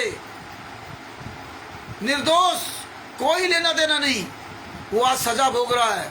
आज ये लोग कहाँ पहुंच गए? भारतीय जनता पार्टी के राष्ट्रीय महासचिव के जूते साफ कर रहे हैं, प्रधानमंत्री नरेंद्र मोदी का जूता साफ कर रहा है। ये हरामजादे उसको प्रणाम कर रहे हैं, अपने बाप को, पूर्ण संत को, सदगुरु को, असंख्य ब्रह्मांडों के मालिक को छोड़ करके एक प्रधानमंत्री हरामजादे को, दोगले की औलाद को, प्रधानमंत्री को प्रणाम कर रहा है। ये वीरेंद्र संतराम पाजी माँ का लड़का जो 5 महीने के बच्चे की हत्या कर दी, ये साले कायर हरामजादे, असंख्य ब्रह्मांडों वाले। परमात्मा कहते 7 दिवनों खंड में गुरु से बड़ा न कोई, और करता करे न कर सके गुरु करे सोए। 7 दिवनों खंड में गुरु से बड़ा न कोई, और करता करे न कर सके गुरु करे सोए। गुरु गोविंद दोनों खड़े किसके लागू पाए, बलिहारी गुरु आपने गोविंद दिए मिलाए। अरे तू साले कमीने की औलाद उस प्रधानमंत्री को नमन कर रहा है जो 10 लाख का सूट पहनता हमारे आपके टैक्स पैसे से। वही तुम हरामजादो जो कपड़े पहने हो, जो प्रधानमंत्री के पास खड़े हुए कपड़े पहन करके, ये हमारे भाई बहनों के दान पाठ दसवंश के पैसे से तुम कपड़े पहने हुए हो। तुम हरामजादे अपनी कमाई से आप एक दाना नहीं खरीद के खा सकते। पवन टक, संजय टक, आरएसएस गुंडो, तुम अपनी मेहनत की कमाई से एक दाना खरीद कर नहीं खा सकते। तुम्हारे कर्म क्या होंगे? कितने पाप तुम लाद रहे हो, कितना लोगों का, जो लोगों को छल कपट रहे हो, वो तुम्हारे पर पाप लद रहा है। और ये जो दान दे रहे हैं उनको सोचना चाहिए। बताइए, इनको नेताओं मंत्रियों के तलवे चाट रहे हैं लोग। पूरी लॉबी देखिए, नायब सिंह सैनी हरियाणा का मुख्यमंत्री, उसके जूते साफ कर रहे हैं। बताइए, वोट चाहिए इनको, वोट। आसाराम जी के यहाँ नहीं तलवे चाटने जाते। आसाराम जी की फोटो को जो भारतीय जनता पार्टी का राष्ट्रीय महासचिव कैलाश विजयवर्गीय आसाराम जी की फोटो को प्रणाम नहीं करेगा, राम रहीम की फोटो को प्रणाम करके वीडियो नहीं डालेगा, लेकिन संत रामपाल जी महाराज की तस्वीर को प्रणाम कर रहा है। कि तस्वीर तो बोलेगी नहीं, तस्वीर तो जवाब सवाल करेगी नहीं। जिंदा गुरु जेल में, वहां इनकी औकात नहीं। क्यों नहीं जाते? क्योंकि तुम भक्तों को मूर्ख बनाने के लिए ये इस तरह से चाल चलते हैं। फोटो वायरल कर दी और आप प्रभावित हो गए। हाँ देखो, भारतीय जनता पार्टी राष्ट्रीय महासचिव हमारे गुरु जी को प्रणाम कर रहे हैं। लेकिन तुम्हें ये अकल नहीं है कि जब इतने हमारे गुरु जी अच्छे हैं, तो ये भारतीय जनता पार्टी वाले हरामजादों ने एक दिन का पैरोल क्यों नहीं दिया? और जिन्हें हत्याएं की, जो बलात्कार किए, वही काम हुआ जो 2006 से 2008 में करौता कांड में हुआ था। सारे गुंडे जेल से बाहर आ गए और निर्दोष संत रामपाल जी महाराज कांग्रेस सरकार में भी 22 महीना जेल में रहे। और आज देखो यहाँ भी हुआ, यहाँ तो इन्होंने 5 महीने के बच्चों को हत्या भी कर दी, और हत्या करने के बाद कोर्ट में भी अपना जुर्म स्वीकार कर लिया। इसके बाद ही जेल से बाहर घूम रहे और निर्दोष संत रामपाल जी महाराज यात्रा कर रहे हैं। और आप सब लोग कहते हो लीला कर रहे हैं, लीला कर रहे हैं। खूब तारीखों में जाकर के हीनियस क्राइम लगवा दिया संत रामपाल जी महाराज। और 5 महीने के बच्चे की जो हत्या हुई थी, उनके परिवार वालों का होस्टाइल करा दिया, उनसे झूठ बुलवा करके उन पे केस करवा दिया। ये हालात, फिर भी तुम सब संगत मूर्ख मौन बैठी है। ये देखिए, भारतीय जनता पार्टी, कांग्रेस पार्टी ने करौथा कांड करवाया तो सतलोक आश्रम बरवाला, सतलोक आश्रम दौलतपुर बन गया। भारतीय जनता पार्टी ने बरवाला कांड करवाया तो बरवाला आश्रम बंद होने के बाद सतलोक आश्रम धनाना, सतलोक आश्रम कुरुक्षेत्र, सतलोक आश्रम भिवानी, सतलोक आश्रम रोहतक, 4-4, 5-5 आश्रम बन गए। वो आज देखिए दिल्ली में ले, पंजाब में, राजस्थान में, मध्य प्रदेश में, सब जगह आश्रम बन गए। और उस समय मध्य प्रदेश में आश्रम बन रहा था, और मध्य प्रदेश में जो सतलोक आश्रम बैतूल है उसके अंदर ही काले कमांडो की ट्रेनिंग दी गई, जैसा कि लोगों ने बताया। इसीलिए वो विशाल आश्रम बनाया गया था। हम तो वहां नहीं गए हैं, बताओ, बहुत बड़ा आश्रम है, इसीलिए उसके अंदर उन्होंने ट्रेनिंग कैंप लगाया था। ये हाल, वहां ट्रेनिंग दी थी, यहां कोई ना जान पाए। और जब संत बरवाला कांड हुआ तो जो 27 करोड़ या 27 करोड़ रुपए से ज्यादा जो खर्च हुआ था वो संत रामपाल जी महाराज से वसूलना था। और जब जांच की गई तो संत रामपाल जी महाराज के नाम से कोई संपत्ति नहीं। जब संत रामपाल जी महाराज के नाम से कोई संपत्ति नहीं तो संपत्ति है किसके नाम? जब संत रामपाल जी महाराज के नाम से सतलोक आश्रम बरवाला नहीं, कोई संपत्ति नहीं, तो उस संपत्ति का मालिक कौन है? ये सरकार अद्धी गूंगी बहरी है क्या? क्या भारतीय जनता पार्टी वाले इतने बेवकूफ है क्या? क्या वहां का मनोहर लाल खट्टर और दूसरा मुख्यमंत्री नायब सिंह सैनी है सब नंबर 1 के बेवकूफ है क्या? नहीं, ये सबको वोट चाहिए, वोट है। और तुम जैसे हरामखोर लोग भारतीय जनता पार्टी के सदस्य बन गए, वोट दे रहे हो, और उसी भारतीय जनता पार्टी को गालियां दे रहे थे। तुम 8-10 साल के अंतर्गत बदल गए, तो तुम पार कहां हो पाओगे? जब तुम 8-10 साल के अंतर्गत सारे कुकर्म करने लगे, सारा उल्टा काम करने लगे, तो तुम जिंदगी में कभी पार नहीं हो सकते, कभी नहीं। तो ये क्यों नहीं विचार करते? ये विचार बहुत जल्दी से कर लो कि बताइए, हमारे गुरुजी के नाम कुछ नहीं, हमारे गुरुजी जेल में यात्रा से रहे। ये सरकार अंधी क्या? 1 रुपया उनके नाम नहीं, उनके ट्रस्ट नहीं, उनकी कोई संस्था नहीं। क्योंकि अगर आप जैसे ट्रस्टी हैं, जैसे सजभूषण जी ट्रस्टी हैं, चेयरमैन है, अगर इस ट्रस्ट के नाम से कोई संपत्ति है और सरकार को संत रामपाल जी महाराज के लिए अगर सजभूषण जी को अरेस्ट करने के लिए पैसा खर्च होता है उसका सरकार का, तो इनसे वसूलेगी। ट्रस्ट की जमीन, क्योंकि चेयरमैन आप हो, वो जमीन बेच करके खाते से पैसा देकर वो से वसूलेगी। फिर क्या जरूरत थी उसको? संत रामपाल जी महाराज के नाम से जमीन देखने की क्या जरूरत थी? सतलोक आश्रम बैतूल की जांच करने की क्या जरूरत थी? सतलोक आश्रम बरवाला की जांच करने की क्या जरूरत थी?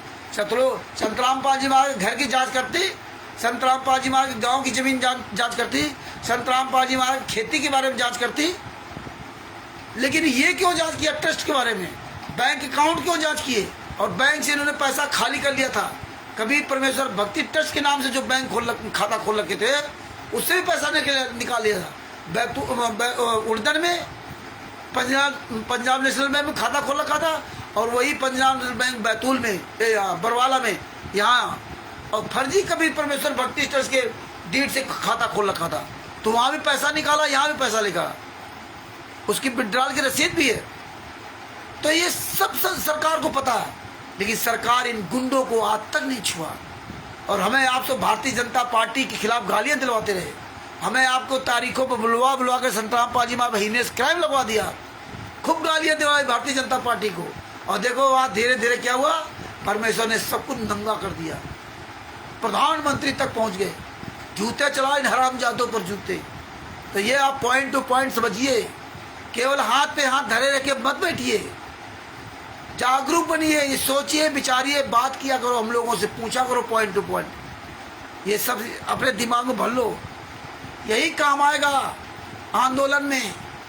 यही हम कह रहे हैं कि अब मेन बातों पे आओ, अब छोड़ो इन हरामजादों को जो अन्य लोग आपका घंटों समय बर्बाद करते हैं फोन कर करके ना। मेन मुखिया से बात करो, मेन बातें आप पूरी दुनिया को बताओ, मेन सच्चाई बताओ, आप इसमें अपनी एनर्जी लगाओ। कोई राष्ट्रीय समाज सेवा समिति के इस तरह जो उनके चमचे फोन करे तो अपना समय मत बर्बाद कीजिए, आप इसमें समय लगाइए। रोज आप अपनी बात कहिए, एक एक पॉइंट लेकर के बात कहिए, छोटे छोटे वीडियो बनाइए। हम एक वीडियो में 10 पॉइंट बना दिए तो आप एक एक पॉइंट का अलग अलग वीडियो बनाओ। भगत समाज जागे या ना जागे, बात तो ये नहीं है, ये गुंडे तुम्हारे बारे में जान जाए कि इनको जानकारी है। आप 10, 20, 50, 100 तैयार हो जाओ, इनके लाखों बेकार है, इनके लाखों बेकार है। इसलिए आप सब लोग मजबूत बनिए, आप लोग समय निकालिए, आप लोग अपने गुरु के बारे में चिंता करिए, अपने गुरु के बारे में दुखी होइए, अपने गुरु के बारे में अंतरात्मा से रोइए, आंसू बहाइए, तब वो परमेश्वर तुम्हें दया करेगा, तब तुम्हारे फूटे कर्म बन जाएंगे, बच जाओगे। जो हम आपने अनजाने में, वो अनजान नहीं है आपने, क्योंकि आपने कहा मैं तत्व दर्शन का शिष्य हूँ, तब आप अनजान नहीं हो। अनजान वहाँ थे जब तुम्हें पता नहीं था। अब ये नहीं बच सकते, क्या करके मुझसे गलती हो गई, जैसे अर्जुन ने कहा था। तो इसलिए भगत भाइयों, ये विचार करो कि ये गुंडे, ये भारतीय जनता पार्टी के गुंडे थे। जितने कोऑर्डिनेटर, नामदान संचालक, स्टेट कोऑर्डिनेटर, जितने ये काला दिवस मनाते रहे, जितने ये नामदान सेंटर खोल रखे, जितने फर्जी पुस्तकें बांट रहे हैं, जितना ये पूरे भारत में जगह जगह आश्रम खोल रहे हैं, ये सारे लोग भारतीय जनता पार्टी या कांग्रेस के लोग हैं। ये कोई भगत नहीं है। नहीं तो आज जो हमारे कानपुर का कोऑर्डिनेटर संजय कटियार और सुग्रीव प्रसाद मौर्य नामदान संचालक जो शार नामी, अब इन गद्दारों को तो इतनी तो अकल होनी चाहिए ना कि यार हम जिस भारतीय जनता पार्टी के खिलाफ काला दिवस मनाते रहे, या अन्य जितने भी कोऑर्डिनेटर नामदान संचालक है, तुम हरामजादो साले दोगले की औलादो, तुम भारतीय जनता पार्टी के खिलाफ काला दिवस मनाते रहे, तुम भारतीय जनता पार्टी के खिलाफ धरना प्रदर्शन देते रहे, तुम भारतीय जनता पार्टी के खिलाफ जगह जगह ज्ञापन देते रहे, तुम भारतीय जनता पार्टी के खिलाफ 6 मत के फार्म तक हम लोग भरवाए। तुमने क्या क्या गालियां दी मनोहर खट्टर को, क्या क्या कहा प्रशासन को, जज को, कैसी कैसी गालियां देते रहे। और अब क्या कह रहे हो, गुरुजी लीला कर रहे। अब उसी जेल से ऑडियो आ रही है, उसी जेल से वीडियो आ रही है। अब वो उसमें जेल खराब थी है। भगत भाइयों, कब आंखें खोलोगे, कब जागोगे? जब गुरुजी यहां से 120 साल पहले की तरह चले जाएंगे तब। अगर आप लोग अपना मुंह नहीं खोला तो याद रखना, फिर वो गुरु जेल से किसके लिए आएगा? जब उसका कोई है नहीं तो आएगा किसके लिए? और अब गुरु जेल से जब आएगा, जब आप लोग अपनी एक टीम बना लोगे, आप लोग जब डंके की चोट पे सच के साथ खड़े हो गए, तब गुरु जेल से आएगा। जेल से आकर जाए कहाँ? 2006 में पर्सनल बॉडी में जमानत दे दी, कहाँ जाए गुरु? ये गुंडे अपने अंडर कर लिए। अगर 2006 में कोई हमारी आपकी टीम बनी होती तो गुरु कह सकता था कि मैं वहाँ नहीं जाऊँगा, यहाँ जा रहा हूँ। अब वो कहाँ जाए गुरु? जब माता जी के अंतिम संस्कार में क्या था, इन्होंने तो सवेरे 6-7 बजे उनकी माता जी का दाह संस्कार कर दिया, और इन्होंने, इन्हीं गुंडों ने वीडियो दे दी कोर्ट में। और जब संत रामपाल जी महाराज से पूछा गया कि रोहतक कोर्ट ने, चंडीगढ़ हाई कोर्ट ने तो पहले ही आदेश दे दिया था, रोहतक कोर्ट का 11 बजे आदेश आना था। और जब रोहतक कोर्ट ने ये वीडियो देखा कि संत रामपाल जी महाराज जी का अंतिम संस्कार हो गया, तब कोर्ट ने संत रामपाल जी महाराज की इच्छा पूछी कि आप जाना चाहते हो? क्योंकि कोर्ट अंतिम श्वास, अंतिम संस्कार में जरूर लेके जाता है।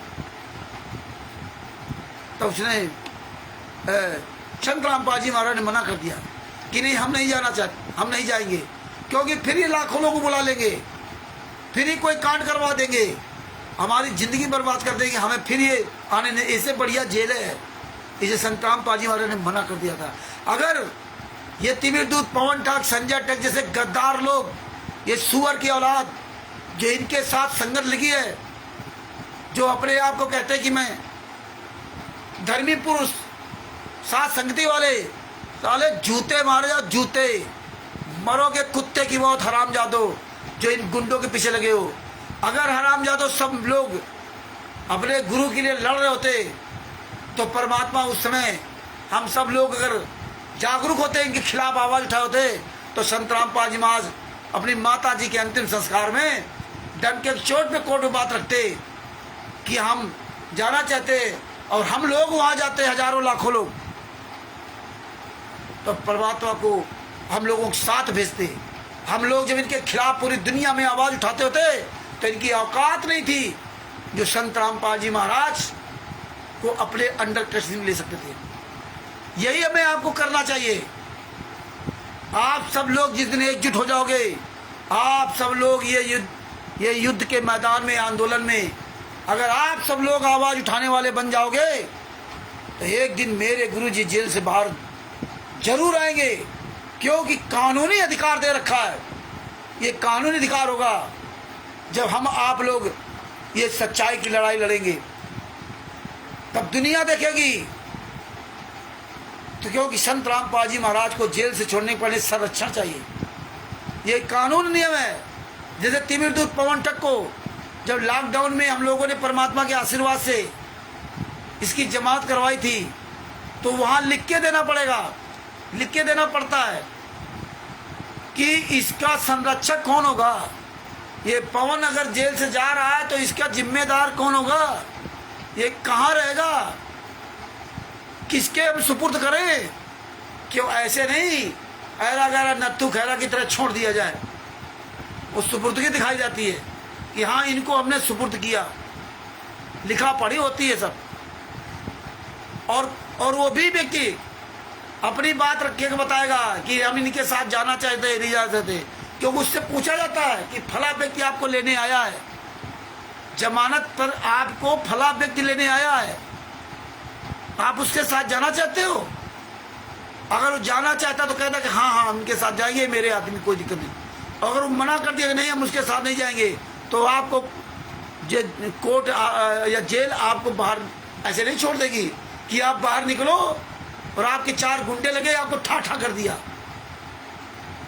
ये सब कानून है, ये सारे नियम है। नहीं तो जितने जेल में जाते बेचारे और जेल से बाहर निकलते ही उनको गोली से भून दिया जाए, जेल से बाहर निकलते ही। तो अगर संत रामपाल जी महाराज के लिए आप लोग आवाज उठाओगे और आप एक टीम पूरे वर्ल्ड में ये बन जाएगी, जिस दिन ये सब पूरी टीम बन गई और पूरी दुनिया में हम लोग जगह जगह पूरे भारत में जगह जगह अपनी आवाज उठाएंगे, तो एक दिन वो परमात्मा मुझे लीगल प्रोसेस में जरूर पहुंचाएगा। पूरी दुनिया जागेगी। ये तो गुंडे खुलेआम, इनका सारा सबूत, सारा इनकी गुंडाई का पूरी दुनिया के सामने सबूत है, आप सबके पास सबूत है। ये कैसे मुंह दिखा सकते। राष्ट्रीय समाज सेवा समिति का ये भी गुंडा, कोई भी नामदान संचालक, कोई भी स्टेट कलेक्टर, कोई भी पुस्तक बेचने वाला, किसी की औकात नहीं है जो संत रामपाल जी महाराज की तस्वीर लगा ले। केवल आप लोग जाग जाओ, इनकी औकात नहीं, मुंह दिखाने काबिल नहीं है। आज कहीं भी कोऑर्डिनेटर नामदान संचालक मुंह दिखाने काबिल नहीं। इन गुंडों का पूरा काला चिट्ठा पूरी दुनिया में वायरल है। इनके रिश्ते नातेदार सब जान रहे हैं, इसीलिए हम कहें कोऑर्डिनेटर नामदान संचालक को जूता चलाओ, क्योंकि रिश्ते नातेदार देखे। वकीलों पर जूता चलाओ, क्योंकि ये जूते से मानेंगे, ये बातों से नहीं मानने वाले नहीं है। ये लातों के भूत जूतों से ही मानते हैं। जिस तरह संत रामपाल जी कबीर साहब ने सेक्तकी के पिछवाड़े में लात मारी थी, सेक्तकी के लात मारी थी। देखिए सेक्तकी के लात मारी, और जब काल ब्रह्म ने अटैक किया था जोगजीत रूप में, परमात्मा जब आए थे, जब आत्माएं घूम रहा था, तब सतनाम का मार दिया था उसको सतनाम की मार दी थी। ये दिखाया था कि तुम्हारे पास सतनाम है, तो देखिए इसकी ताकत कितनी बड़ी है। और आज ये सतनाम वाले चोरों की तरह छुपे घूम रहे, चोरों की तरह चोरों की तरह। और सेक्तकी को जब मारना था तो उसके लात मारी थी, अधरंग मार गया था उसके लात मारने में। वो तो एक तुच्छ जीव था, तो कोई काल नहीं था, काल का दूध जरूर थे। वो एक भगत भी नहीं था संत रामपाल जी महाराज, गुरदोही वो तो जगत का व्यक्ति था, उसके लात मारी थी।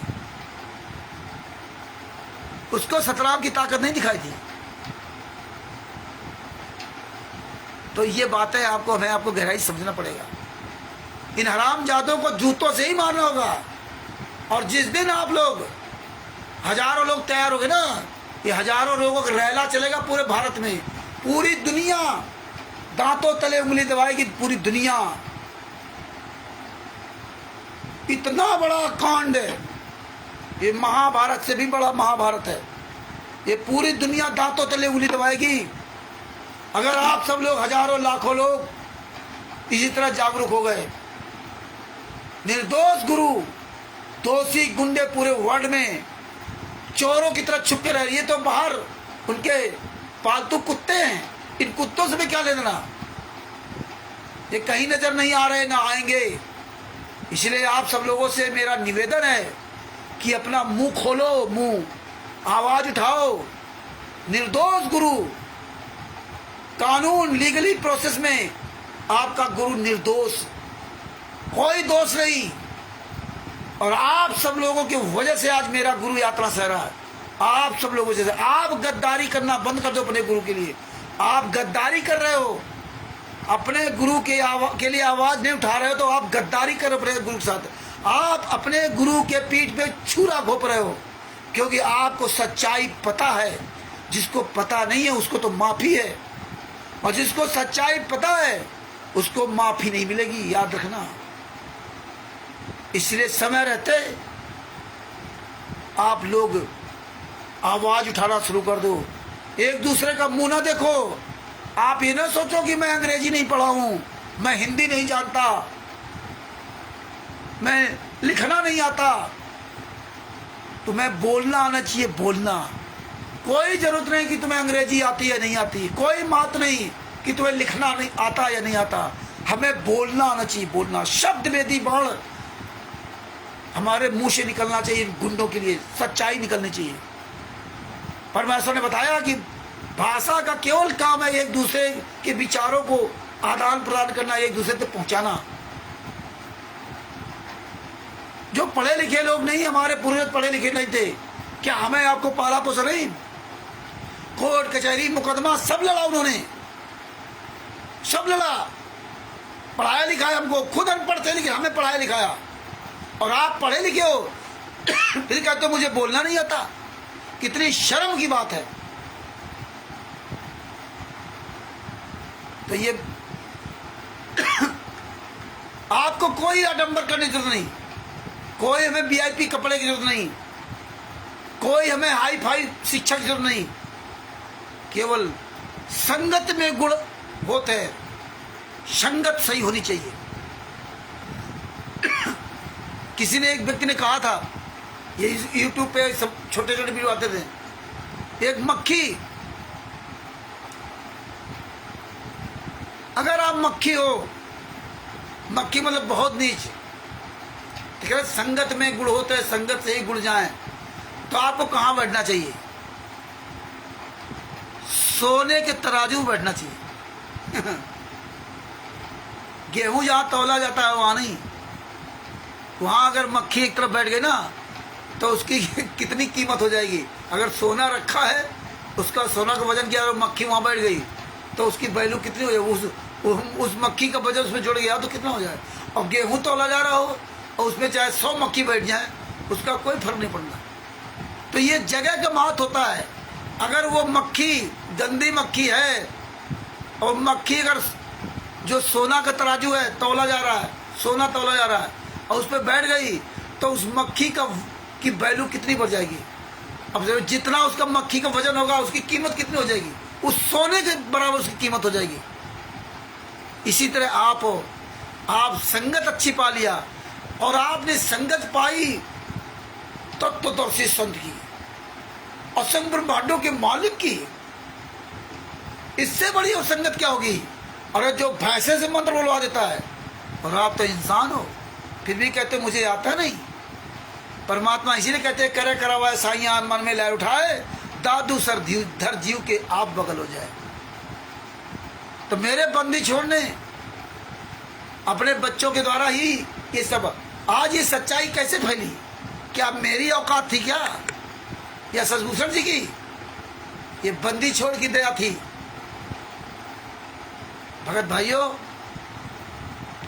जिन ढूंढा तिन पाइया गहरे पानी बैठ, और मैं बपुरा बूढ़न डरा रहा किनारे बैठ। तो इसलिए भगत भाइयों, अपनी आवाज बुलंद करो, आवाज शेर की तरह, अपनी आवाज, अपनी पहचान बनाओ पूरी दुनिया में। इन गुंडों को पता होना चाहिए, चोर को पता होना चाहिए कि हमने तुम्हारे चोर चोरी करने के सारे रास्ते मुझे पता हो गया है। तुम किस रास्ते से आओगे और कितनी तुम चतुराई से चोरी करते थे, हमने सब उसका विकल्प निकाल लिया है। हमने सब जगह कैमरा लगा रखे हैं। झूठ लिखा होता है। पहले क्या होता था, गेट के बाहर कुत्ते से सावधान, कुत्ता है नहीं, कुत्ते से सावधान, आदमी तुरंत सावधान, हर कुत्ता कहीं ना अंदर हो काट ले, नहीं जाएगा। अब क्या है, कैमरा लगाओ चाहे ना लगाओ, या कैमरा लगा है चल नहीं रहा है, लेकिन लिखा है आप कैमरे की नज़र में हैं। आदमी घबरा गया, कैमरे की नज़र में है, क्योंकि कैमरा सच बोलेगा, सच। एक निर्जीव जिसमें कोई जान नहीं, वो बाहर ऐसे फर्जी ऐसे लगा हुआ है, और उसके नीचे लिखा है कि आप, लिखा भी नहीं है लेकिन लगा ऐसे ही है। लेकिन तुम जैसे, क्योंकि तुम्हारे दिमाग में है कि यार अब कैमरा समझे चलने लगे, कहीं कैमरा तो नहीं लगा है, और जैसे ही आपने देखा कैमरा लगा, भले वो चल नहीं रहा हो, तो आपके तुरंत दिमाग में यार कैमरा चल रहा है, मेरी फोटो चली जाएगी। तो यही आप समझ लो कि आप कैमरा बन जाओ, कि जहां आप फोकस करोगे तो तुरंत ये सारे भागेंगे चोरवे कि यार ये मुझे देख रहा है, ये मेरी तरफ, मेरा सारा सब कुछ रिकॉर्ड कर रहा है। तो आप कैमरे बन जाइए। कैमरा कभी झूठ नहीं बोलता, आईना कभी झूठ नहीं बोलता, इसलिए आपको कैमरा बनना पड़ेगा। कैमरे का मतलब कि तुम जो करोगे वो सब हम रिकॉर्ड कर लेंगे, क्योंकि उस कैमरे के अंदर मेमोरी भी फीड है कि इतने दिन तक का डाटा सुरक्षित रहेगा। और ये मेमोरी, ये तो बहुत बड़ी मेमोरी आपकी है। तो भगत भाइयों, अपनी आवाज बुलंद करो शेर की तरह। आप एक बार अपनी पहचान बता दो। जैसे शेर ने, हाथी सोचता था मैं इतना ताकतवर हूं, शेर 100 ग्राम का शेर मेरा क्या कर सकता है, लेकिन उसकी कैप्चरिंग पावर बहुत थी, उसका जो हौसला था, उसका आत्मबल था, वो बहुत बड़ा मजबूत था। ये शेर क्या चीज है, इसको तो मैं 1 सेकेंड में गिराऊंगा। क्यों? आत्मबल सर्वोत्तम बल। जिसका आत्मबल मजबूत है वो सबसे बड़ा ताकतवर है। अपना जिसने टारगेट, अर्जुन की वो चिड़िया की आंख की तरह, जिसने अपना टारगेट बना के चला, टारगेट, युद्ध होता है तो टारगेट बना करके उस पर आक्रमण किया जाता है, और जिसका कोई टारगेट नहीं है तो उसकी सारी ताकत बेकार है। इसलिए हाथी के पास कोई अपना टारगेट नहीं, विशाल का शरीर है सिर्फ। लेकिन शेर जब पकड़ता है तो कई बार हमने वीडियो देखा, गर्दन पकड़ता, गर्दन हाथी की। देखिए मेन आगे जाकर के ना, पिछवाड़े नहीं। ये राष्ट्रीय समाज सेवा से गुंडे पिछवाड़े तो वार करते हैं, ये कायर लोग ये पिछवाड़े से वार करते हैं। हमारे गुरु जी के पीठ पे छुरा घोंप दिया, हमारे भाई बहनों के पीठ पिछवाड़े से वार कर रहे हैं। शेर बनो शेर, आपको आगे से वार करना है, सामने आंख में आंख डाल के बात करना है। तो शेर जहां पकड़ता है तो अपनी, वो पहले से अपना व्यवस्था बना के, इसके अब छोड़ना नहीं साले को, चाहे कुछ भी हो जाए। और वो ताकत लगाता शेर, हाथी अपनी ताकत लगाता है, उसको तो झटका मारता है, ये करता हुआ, लेकिन शेर और अपने दांत गड़ाता चलाता है। इसलिए सच्चाई रूपी दांत, इन गुंडों के गर्दन पकड़ करके सच्चाई रूपी दांत इनके गड़ाते जाओ। ये साले चिल्लाते जाएंगे, ढेर हो जाएंगे, आवाज ढेर हो गए, सिर्फ आपको आवाज उठानी जरूरत है। आप सारा सब कुछ इनका काला चिट्ठा पूरी दुनिया में वायरल है। ये कहीं भी अपने आप को सच्चा साबित नहीं कर सकते। जितने धर्म गुरु है वो सब इनसे तबाह हो चुके हैं। ये समझ लो, ये बम, ये जो एटम बम जो ना, ये में केवल एक चिंगारी लगाने की जरूरत है, बस ये फटने के लिए तैयार है। ये इसका सबका इनका विध्वंस होना है। आज पूरी दुनिया में इनके हर तरह के एविडेंस जा रहे हैं, हर धर्म गुरु के शिष्य सब देख रहे हैं। ये कहीं भी अपने आप को बचा नहीं सकते। इसीलिए ये चोर लोग, ये छोटे छोटे हमारे आप भाई बहनों को आगे ला रखा है। आगे ये चोरवे लोग हैं, ये महिलाओं, बूढ़े, बच्चे, बुजुर्गों के पीछे छुपने वाले लोग हैं। इनकी औकात नहीं जो बाहर आ जाए, ये छुप कर वार करते हैं। आप शेर की तरह जब ये अपनी कैप्चर पावर दिखा दोगे, जब आप पूरी दुनिया के सामने बोल करके आप ये साबित कर दोगे कि गुंडों, तुम्हारे हर कुकर्मों का मुझे एक एक सबूत पता है। ये तुम्हें पूरी दुनिया के सामने साबित करना पड़ेगा शेर की तरह। कि शेर जब उसको पकड़ता है तो उसको दांत गड़ाता चलाता है, उस दर्द की वजह से इतने विशाल का हाथी को जब पटक देता है तो फिर हजारों हाथियों के झुंड उसके दहाड़ सुन करके भागते हैं। तब उसकी दहाड़ से डरते हैं हाथी, ऐसे नहीं दहाड़ से डरते हैं। क्योंकि एक बार उसने अटैक किया, एक विशाल का हाथी को मार दिया तो हजारों हाथियों के झुंड डर जाते कि साला बहुत खतरनाक, जहां पकड़ लेगा छोड़ेगा नहीं। इसलिए शेर जब दहाड़ता है ना तो हाथी लीद करके भागते, हजारों हाथियों के झुंड। आज आप शेर हो, जब दहाड़ते हो ना तो ये लाखों करोड़ों हाथियों के झुंड ये लीद करके भाग रहे हैं, आपके सामने नहीं आते।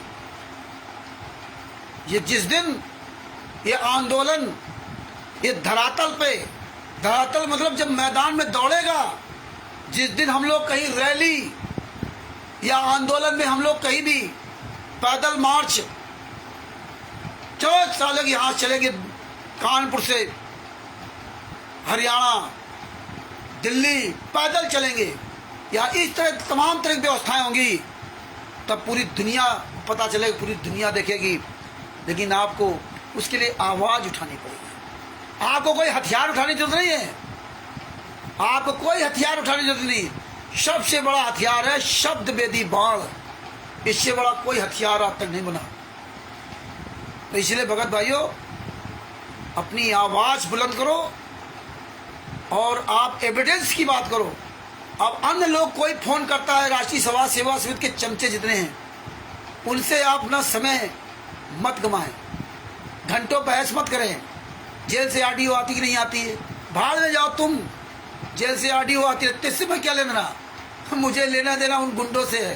फोन काट, अपना काम कर। आप इतनी एनर्जी अपनी ताकत लगाओ पूरी दुनिया के सामने सच्चाई बोलने में। अरे तुम्हारे अंदर खुद डेवलपमेंट होगा, तुम्हें खुद खुशी होगी। अरे जो नहीं बोल रहे हैं ना, जो बोल रहे हैं उनसे पूछो, वो भी नहीं बोलते थे। लेकिन जब परमात्मा की दया से उनको बार बार कहा गया और जब बोलना शुरू किया तो उनके दिल से पूछिए, उनके शरीर के, उनके हाव भाव, उनके अंदर का एक्टिवेशन। क्योंकि आप अपने गुरु के लिए बोल रहे हो, आप अपने उन भाई बहनों के लिए बोल रहे हो जिन भाइयों बहनों के पर भाई बहनों के साथ विश्वासघात करके तिमिर दूत, पवन ठग, संजय ठग और गुंडे दान पाठ दसवांश का पैसा ले करके खा रहे, ऐश कर रहे, मौज कर रहे। और हम आप लोग देख सुन रहे। जो नए नए लोग जुड़ते हैं उनको थोड़ा सा पता हो जाएगा। वो तो बेचारे सोचते हैं ये मार्ग इतना अच्छा है, संत रामपाल जी महाराज का ज्ञान इतना अच्छा है, संत रामपाल जी महाराज इतने अच्छे हैं, उस चक्कर में बेचारे फंस जा रहे हैं। तो हमारी आपकी रिस्पॉन्सिबिलिटी है, जिम्मेदारी है कि हम अपनी आवाज़ उठाते रहे और एक दिन सब बाहर निकलेंगे और एक दिन हमारे गुरुजी जेल से जरूर बाहर आएंगे। अगर आप लोगों ने ये सत साहिब चैरिटेबल ट्रस्ट में आप सम्मिलित होकर के आप अपने गुरु के लिए आवाज़ उठाएंगे। ये नहीं कि इसमें आप सम्मिलित हो तो मेरे लिए आवाज़ उठाओ। ये ट्रस्ट केवल इसलिए ट्रस्ट बना है कि आप सब लोग आवाज़ उठाओ। एक संस्था के द्वारा हम कोई भी लीगल प्रोसेस कर सकते हैं। तो ये हमारा एक लीगल प्रोसेस है, आंदोलन करना, जगह जगह सच्चाई बताना, जगह जगह हम लोग जो है इकट्ठा होकर के मीटिंग करना, ये एक लीगल प्रोसेस है। तो हमें इसलिए ट्रस्ट का हमारा ये, इसमें जो भी पद दिए गए हैं ये पद नहीं वो है कि आप राष्ट्रीय कोई वो है, कोई प्रदेश अध्यक्ष है। ये प्रदेश अध्यक्ष इस ट्रस्ट की जो मतलब जो कानूनी प्रोसेस है, तो ये हमें पालन करने के लिए प्रदेश अध्यक्ष या जिला अध्यक्ष बनाया जाता है। बात बाकी हमारा कोई पद का मतलब नहीं, हम सब एक साथ बैठने वाले, एक साथ खाने पीने वाले हैं। हमारा कोई वो पद नहीं कि हमें पद मिल गया तो हम बौरा जाएं। ये पद इसलिए है कि भाई कि कानूनी प्रोसेस में दिखाना पड़ता है कि आपकी संस्था का फलाना कौन है, फलाने स्टेट का कौन है, तो इसलिए ही बनाना है। बाबा कि जिस दिन मेरे गुरुजी जेल से बाहर आ गए और आएंगे, अब ये धीरे धीरे पूर्ण विश्वास है हो रहा है कि आपकी अगर इस संस्था और आप लोग इस संस्था को में बोलने का सहयोग किया, जो भी आपने इसमें सहयोग किया और आगे आप सब लोग आगे आए, तो एक दिन वो दूर रही जिस दिन संतराम पाल जी महाराज जेल से बाहर ना आए। पैरोल तो कम बातें छोड़ दीजिए, क्योंकि हमारे गुरु तो निर्दोष हैं, तो पैरोल किस बात का। इन गुंडों को जेल जाना पड़ेगा और ये उसी दिन जेल जाएंगे जिस दिन आप सब लोग पूरी दुनिया के सामने आवाज उठाने लगते। ये नेता मंत्री संतरी इनको बदलने में देर नहीं लगती, ये तो दोगले हैं, ये कल इन्हीं को अंदर ठोंक देंगे जाकर के ना। तो इसलिए आप सब लोग अपनी आवाज बुलंद करें और ये ज्ञान अमृत सदन का 20वां पुस्तक का अधिक से अधिक प्रचार प्रसार करें। इस पुस्तक को आप लोग जो भी आपके भाई बहन नाते रिश्तेदार या जहाँ भी यार दोस्त होते हैं उनको भी पुस्तक दे करके फोटो खींच कर वायरल करो, बढ़िया प्रचार करो खूब। ज्ञान अमृत सदन का 20वां पुस्तक परमेश्वर की दया से आने वाले समय में संविधान से सतलोक तक का सफर भी पुस्तक परमेश्वर आपके सामने उपस्थित करवाएंगे। इसके अलावा 12-13 अप्रैल 2025 को बिहार के दानापुर रेलवे स्टेशन से मसौड़ी की ओर जाने वाली बस पर आपको बैठना है। रामपुर जगह पड़ती है मसौड़ी के पहले, रामपुर में हनुमान मंदिर के पास उतरना है। हनुमान मंदिर से 10-15-20 कदम दूरी पर आगे लेफ्ट साइड में तपस्या भगत जी है, उनके यहाँ परमात्मा जो है हुंकार रैली या आंदोलन की जो वहाँ व्यवस्था करवा रहे हैं, वहाँ आप सभी परमात्मा की प्यारी आत्माएं अपने समय के अनुसार आर्थिक स्थिति के अनुसार वहाँ जाएं। अगर किसी का आर्थिक स्थिति ठीक नहीं है तो वो नहीं जा पाता, तो कोई बात नहीं, और समय बहुत ज़्यादा बिजी समय है, नहीं आप जा पाते फिर भी कोई बात नहीं, लेकिन आप अपनी आवाज़ उठाते रहो और हमें आप समय निकालना पड़ेगा। हमें आपको सबको, और भगत जी सबको आवाज़ उठानी पड़ेगी, सबको समय निकालना पड़ेगा, सबको अपने अपने विचार इसमें रखने पड़ेंगे। लेकिन इसमें विचार आप केवल इसी तरह रख सकते हैं कि इन्होंने काम क्या किया है और हमें क्या करना है। ये विचार मत रखने आए कि नहीं कोर्ट कचहरी करो, मुकदमा करो, ये करो, वो करो। ये बातें कहना बड़ा आसान होता है लेकिन करना इतना आसान नहीं है। तो इसीलिए जो लीगल बातें हैं उनको कहिए, समझिए, और इसमें जो हम लोग आगे बढ़ें, आगे हम पूरी दुनिया को कैसे सच्चाई बताएं, इसमें हम एक दूसरे को जो है अपनी सोच वहाँ रखें, अपनी सोच रख करके हम लोग आगे अपना काम करें तो सफलता हमें निश्चित मिलेगी।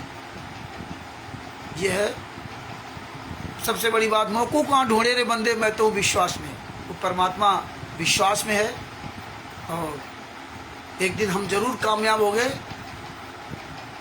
अपने शब्दों को दास यही विराम देता है।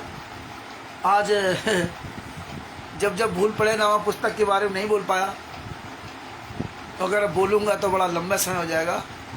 तो आज यही तक अपनी बात समाप्त करना चाहते हैं। इस वीडियो को अधिक से अधिक शेयर करें और आप लोग दोबारा फिर रिपीट करके सुनें, अन्य लोगों की रिपीट करवाएं, उन लोगों को बताएं कि इस वीडियो को ज़रूर सुनें। और हम सभी भाई बहन मिल करके अपने सदगुरुदेव संत रामपाल जी महाराज की जय बोलते हैं। बंदी छोड़ सदगुरु संत रामपाल जी महाराज की जय हो।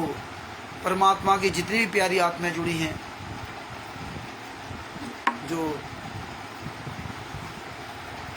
बापा सीताराम जी महाराज को जय सीताराम जी की, सत साहेब नमस्ते नमस्कार प्रणाम, लालचंद जी को सत साहेब, हिमांशु जी वर्मा जी को सत साहेब, सतभूषण जी को सत साहेब, ईश्वरदास जी को सत साहेब, और भी जितने हमारे भाई बहन हैं सबको सत साहेब। और भगत भाइयों देखिए, हमारे बापा सीताराम जी महाराज, आप ये ना सोचो कि नहीं हम बापा सीताराम जी महाराज की चापलूसी कर रहे हैं या आप लोगों को हम कम आंक रहे हैं, उनको ज़्यादा आंक रहे हैं। कई लोगों को अलग अलग सोच होती है, अलग अलग अपना जो है ना वो गलत सोचने लगते हैं। लेकिन आपको ये सोचना चाहिए कि बापा सीताराम जी महाराज का हमारे गुरु से कोई लेना देना नहीं, लेकिन इंसानियत के नाते, मानवता के नाते, क्योंकि गुरु का शिष्य होना एक अलग बात है और सबसे बड़ी बात हमारी मानवता, हमारी इंसानियत।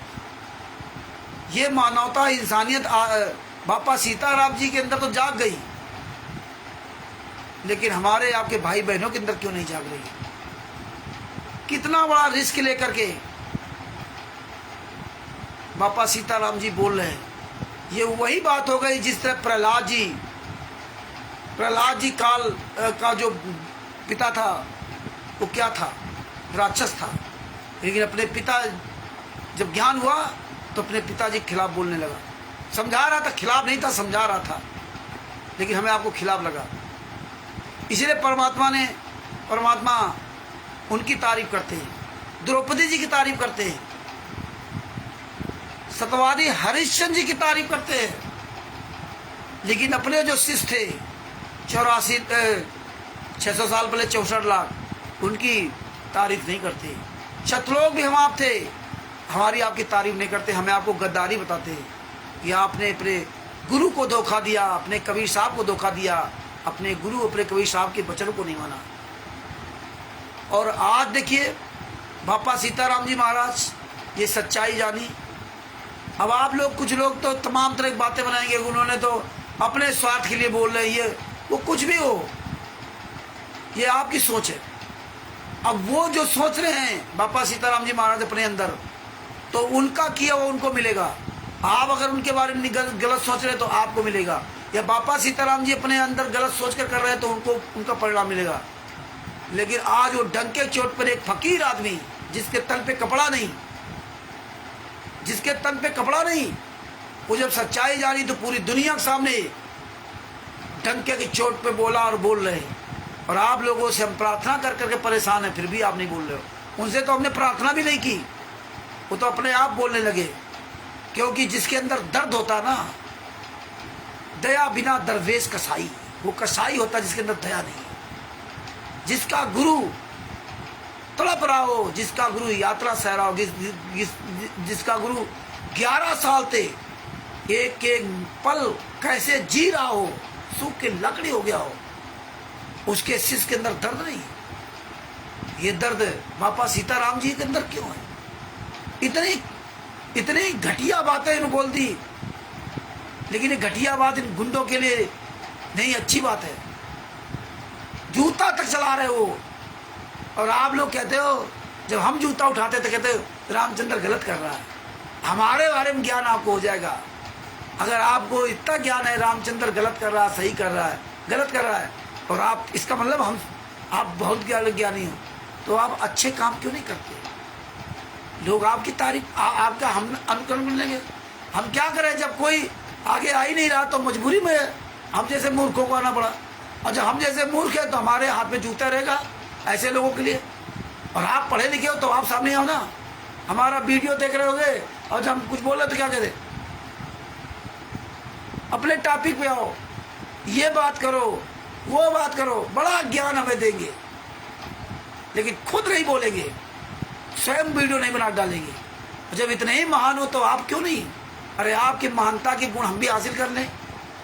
अरे हम तो शशभूषण जी जो वकील साहब है, हम इनसे घंटों चर्चा करते हैं, उनको ज्ञान है कानून का तो हम चर्चा करते हैं। ऐसे तुम्हें अगर ज्ञान है तो हम तुमसे चर्चा कर लेंगे। हजारों वकीलों से चर्चा किया, हजारों अच्छे लोगों से, बुरे लोगों से चर्चा किया, तब जाके सब चीजें परमेश्वर की दया से हासिल हुई। तो इसलिए भगत भाइयों, बापा सीताराम जी से सीख ले लो और अपने गुरु के लिए आवाज उठाना शुरू कर दो। और वो दिन दूर नहीं जो मेरे गुरु जी जेल से बाहर आने में टाइम लगेगा, नहीं, ये टाइम तब तक लग रहा जब तक आप लोग खुलकर बाहर नहीं आ रहे, और परमात्मा सब देख रहा है। और निश्चित मेरे गुरु जी जेल से बाहर आएंगे, क्योंकि जेल से बाहर आने का पूरा सिस्टम उन्होंने तैयार कर दिया, पूरा सिस्टम। क्योंकि सबसे बड़ा पहला कारण कि पूरी दुनिया के सामने इन गुंडों को नंगा करना। ये आप नहीं समझ पा रहे हो परमेश्वर की महिमा का, लेकिन परमेश्वर ने पूरा दूध का दूध, पानी की पानी कर दिया, और करते जा रहे भी। और उनका अपना ठीक का समय निर्धारित होगा, वो जरूर आएंगे, वो जरूर आएंगे। और वो नाम नीचा टीवी के द्वारा देने का अधिकार दे के जाएंगे। संत बचन पलटे नहीं, चाहे पलट जाए ब्रह्मांड। और जब वो अधिकार दे के जाएंगे, या स्वयं हमें आपको अपने मुकम्मल से आशीर्वाद और नाम दीक्षा दे के जाएंगे, तभी हम पार हो सकते हैं। या जिसको नाद या बिंद वाले को अधिकार दे के जाएंगे, और फिर अगर हम आपसे कहा कि भाई अब इससे नाम दीक्षा लो, तो हमारे दिल से उतर गए, अब इससे नाम दीक्षा लोगे, नियम पे चलोगे तो पार होगे। तो उस समय भी हमें आपको वो तैयार रहना पड़ेगा। ये अभी से आप माइंड मेकअप कर लो। ये अगर मान लो हमारे कर्म खराब हुए, हम लोगों ने भी शुरू नहीं जान पाए, तो अगर ये गुरु कहे तो हमें अपने गुरु के वचन को सिरोधार करके जिसको अधिकार दे उससे हमें तुरंत नाम दीक्षा लेकर के और हमें अपना जो है भक्ति मर्यादा करनी, भक्ति मर्यादा का पालन करते हुए आगे हमें बढ़ते रहना, और निश्चित हम सतलोक जाएंगे। और अब कोई सतलोक जाने से रोक नहीं सकता, क्योंकि जो भी इसमें जितना भी ये कुकर्म हो रहा था परमात्मा सब जानते थे कि ये तो ज्ञान चलेगा ही नहीं, इसीलिए परमात्मा ने सब दिखाने के लिए किया। और आज परमात्मा ने वो सब दिखा दिए कि किस किस पॉइंट पे कहाँ तक, किस हद तक ही गिर सकते हैं, किस हद तक गिर सकते हैं पढ़े लिखे लोग। ये आप कभी जिंदगी में सोच नहीं सकते थे, खोज नहीं सकते थे, लेकिन परमात्मा ने 8-9 साल के अंतर्गत एक एक पॉइंट का इनका खुलासा करा दिया। आज इनकी औकात नहीं जो आपका सामना कर जाए। तो ये अब परमात्मा ने ये पूरी तरह से एहसास करवा दिया है कि मेरा गुरु पूरी ये फील्ड बना दी है और बना रहे। इसीलिए आप जैसे भाई बहन आंदोलनकारी बन रहे हो और आज आवाज उठा रहे हो। अब आप सबके अंदर दर्द पैदा होना है। देखिए झारखंड से एक अकेला बंदा वीरेंद्र दास भौंक रहा है, आओ तुम्हारी अगर औकात हो। एक अकेला मधु दास उड़ीसा से, एक अकेला ईश्वर दास छत्तीसगढ़ से बताइए, जिनके पास कुछ नहीं है, शायद रोजी रोटी कमाने भी उनको तकलीफ हो रही होगी, लेकिन आज सीना तान के बबर सिर की तरह दहाड़ रहे हैं, बबर सिर की तरह। ये परमेश्वर की तरह है, कोई चिंता नहीं इनको, क्योंकि इनको हमारे बहुत भाई बहन हैं। अब किसका नाम लूं, नाम लेते हुए थक जाएंगे। बहुत मेरे भाई बहन हैं, परमेश्वर ने दिखा दिया। तब भगत भाइयों अपने शब्दों को यही विराम दे रहा हूँ, क्योंकि मेरा मोबाइल बंद होने जा रहा है। मात्र 10% बैटरी रह गई है, तो इसलिए बंद कर रहा हूँ, क्योंकि मोबाइल मेरा थोड़ा प्रॉब्लम करता है चार्जिंग से। बहुत काम भी तो किया, क्या करे, कहाँ तक चले, ये रात दिन तो ये काम करता है। तो भगत भाइयों अपने शब्दों यही विराम देता हूँ, और फिर कल आपके सामने परमात्मा दया करेंगे तो 8:30 बजे फिर आपके सामने उपस्थित होंगे। लेट हो जाते हैं, ये हमारी कमी है। 8:30 का टाइम देते हैं तो 8:40 हो जाए। तो आप ये ना सोचना कि हम जानबूझ के ऐसा करते हैं। कभी मोबाइल प्रॉब्लम करता है, कभी दूसरा जी वकील साहब से बात होने लगती है, कभी किसी का फ़ोन आ जाता है, कभी कुछ ना कुछ तो होता रहता है, लेकिन जो होता है वो अच्छा ही होता है। तो इसलिए लेट लपेट हम हो जाते हैं। बात बाकी वो ऐसे टाइम की बहुत पंचुअल है, लेकिन क्या करें, ये इस तरह से है। तो भगत भाइयों हम फिर दोबारा सब लोग मिल करके अपने सदगुरुदेव संत रामपाल जी महाराज की जय बोलते हैं। सभी लोग मिल करके एक साथ बोलते हैं, बंदी छोड़ सदगुरु संत रामपाल जी महाराज की जय हो। परमात्मा की सभी प्यारी आत्माओं को कानपुर से रामचंद्र दास के सत्साहेब दास का मोबाइल नंबर 9140 ये बिहार के सीनियर एडवोकेट सलूशन जी, जिनका मोबाइल नंबर है 9931612093, उनसे ये पुस्तक मंगवाए हैं। इसमें संत रामपाल जी महाराज सभी केसों को जजमेंट दिया हुआ है। चौड़ाई धाम कांड से बरवाला कांड तक पूरा काला चिट्ठा दिया हुआ है। ये लगभग 150 रुपये में आपके पास 2 पुस्तकें पहुंच जाएंगी, और आप उनसे संपर्क है, उससे पुस्तक मंगाए। सत साहिब बंदी छोड़ सदगुरु संत रामपाल जी महाराज की जय हो। सत साहिब छोड़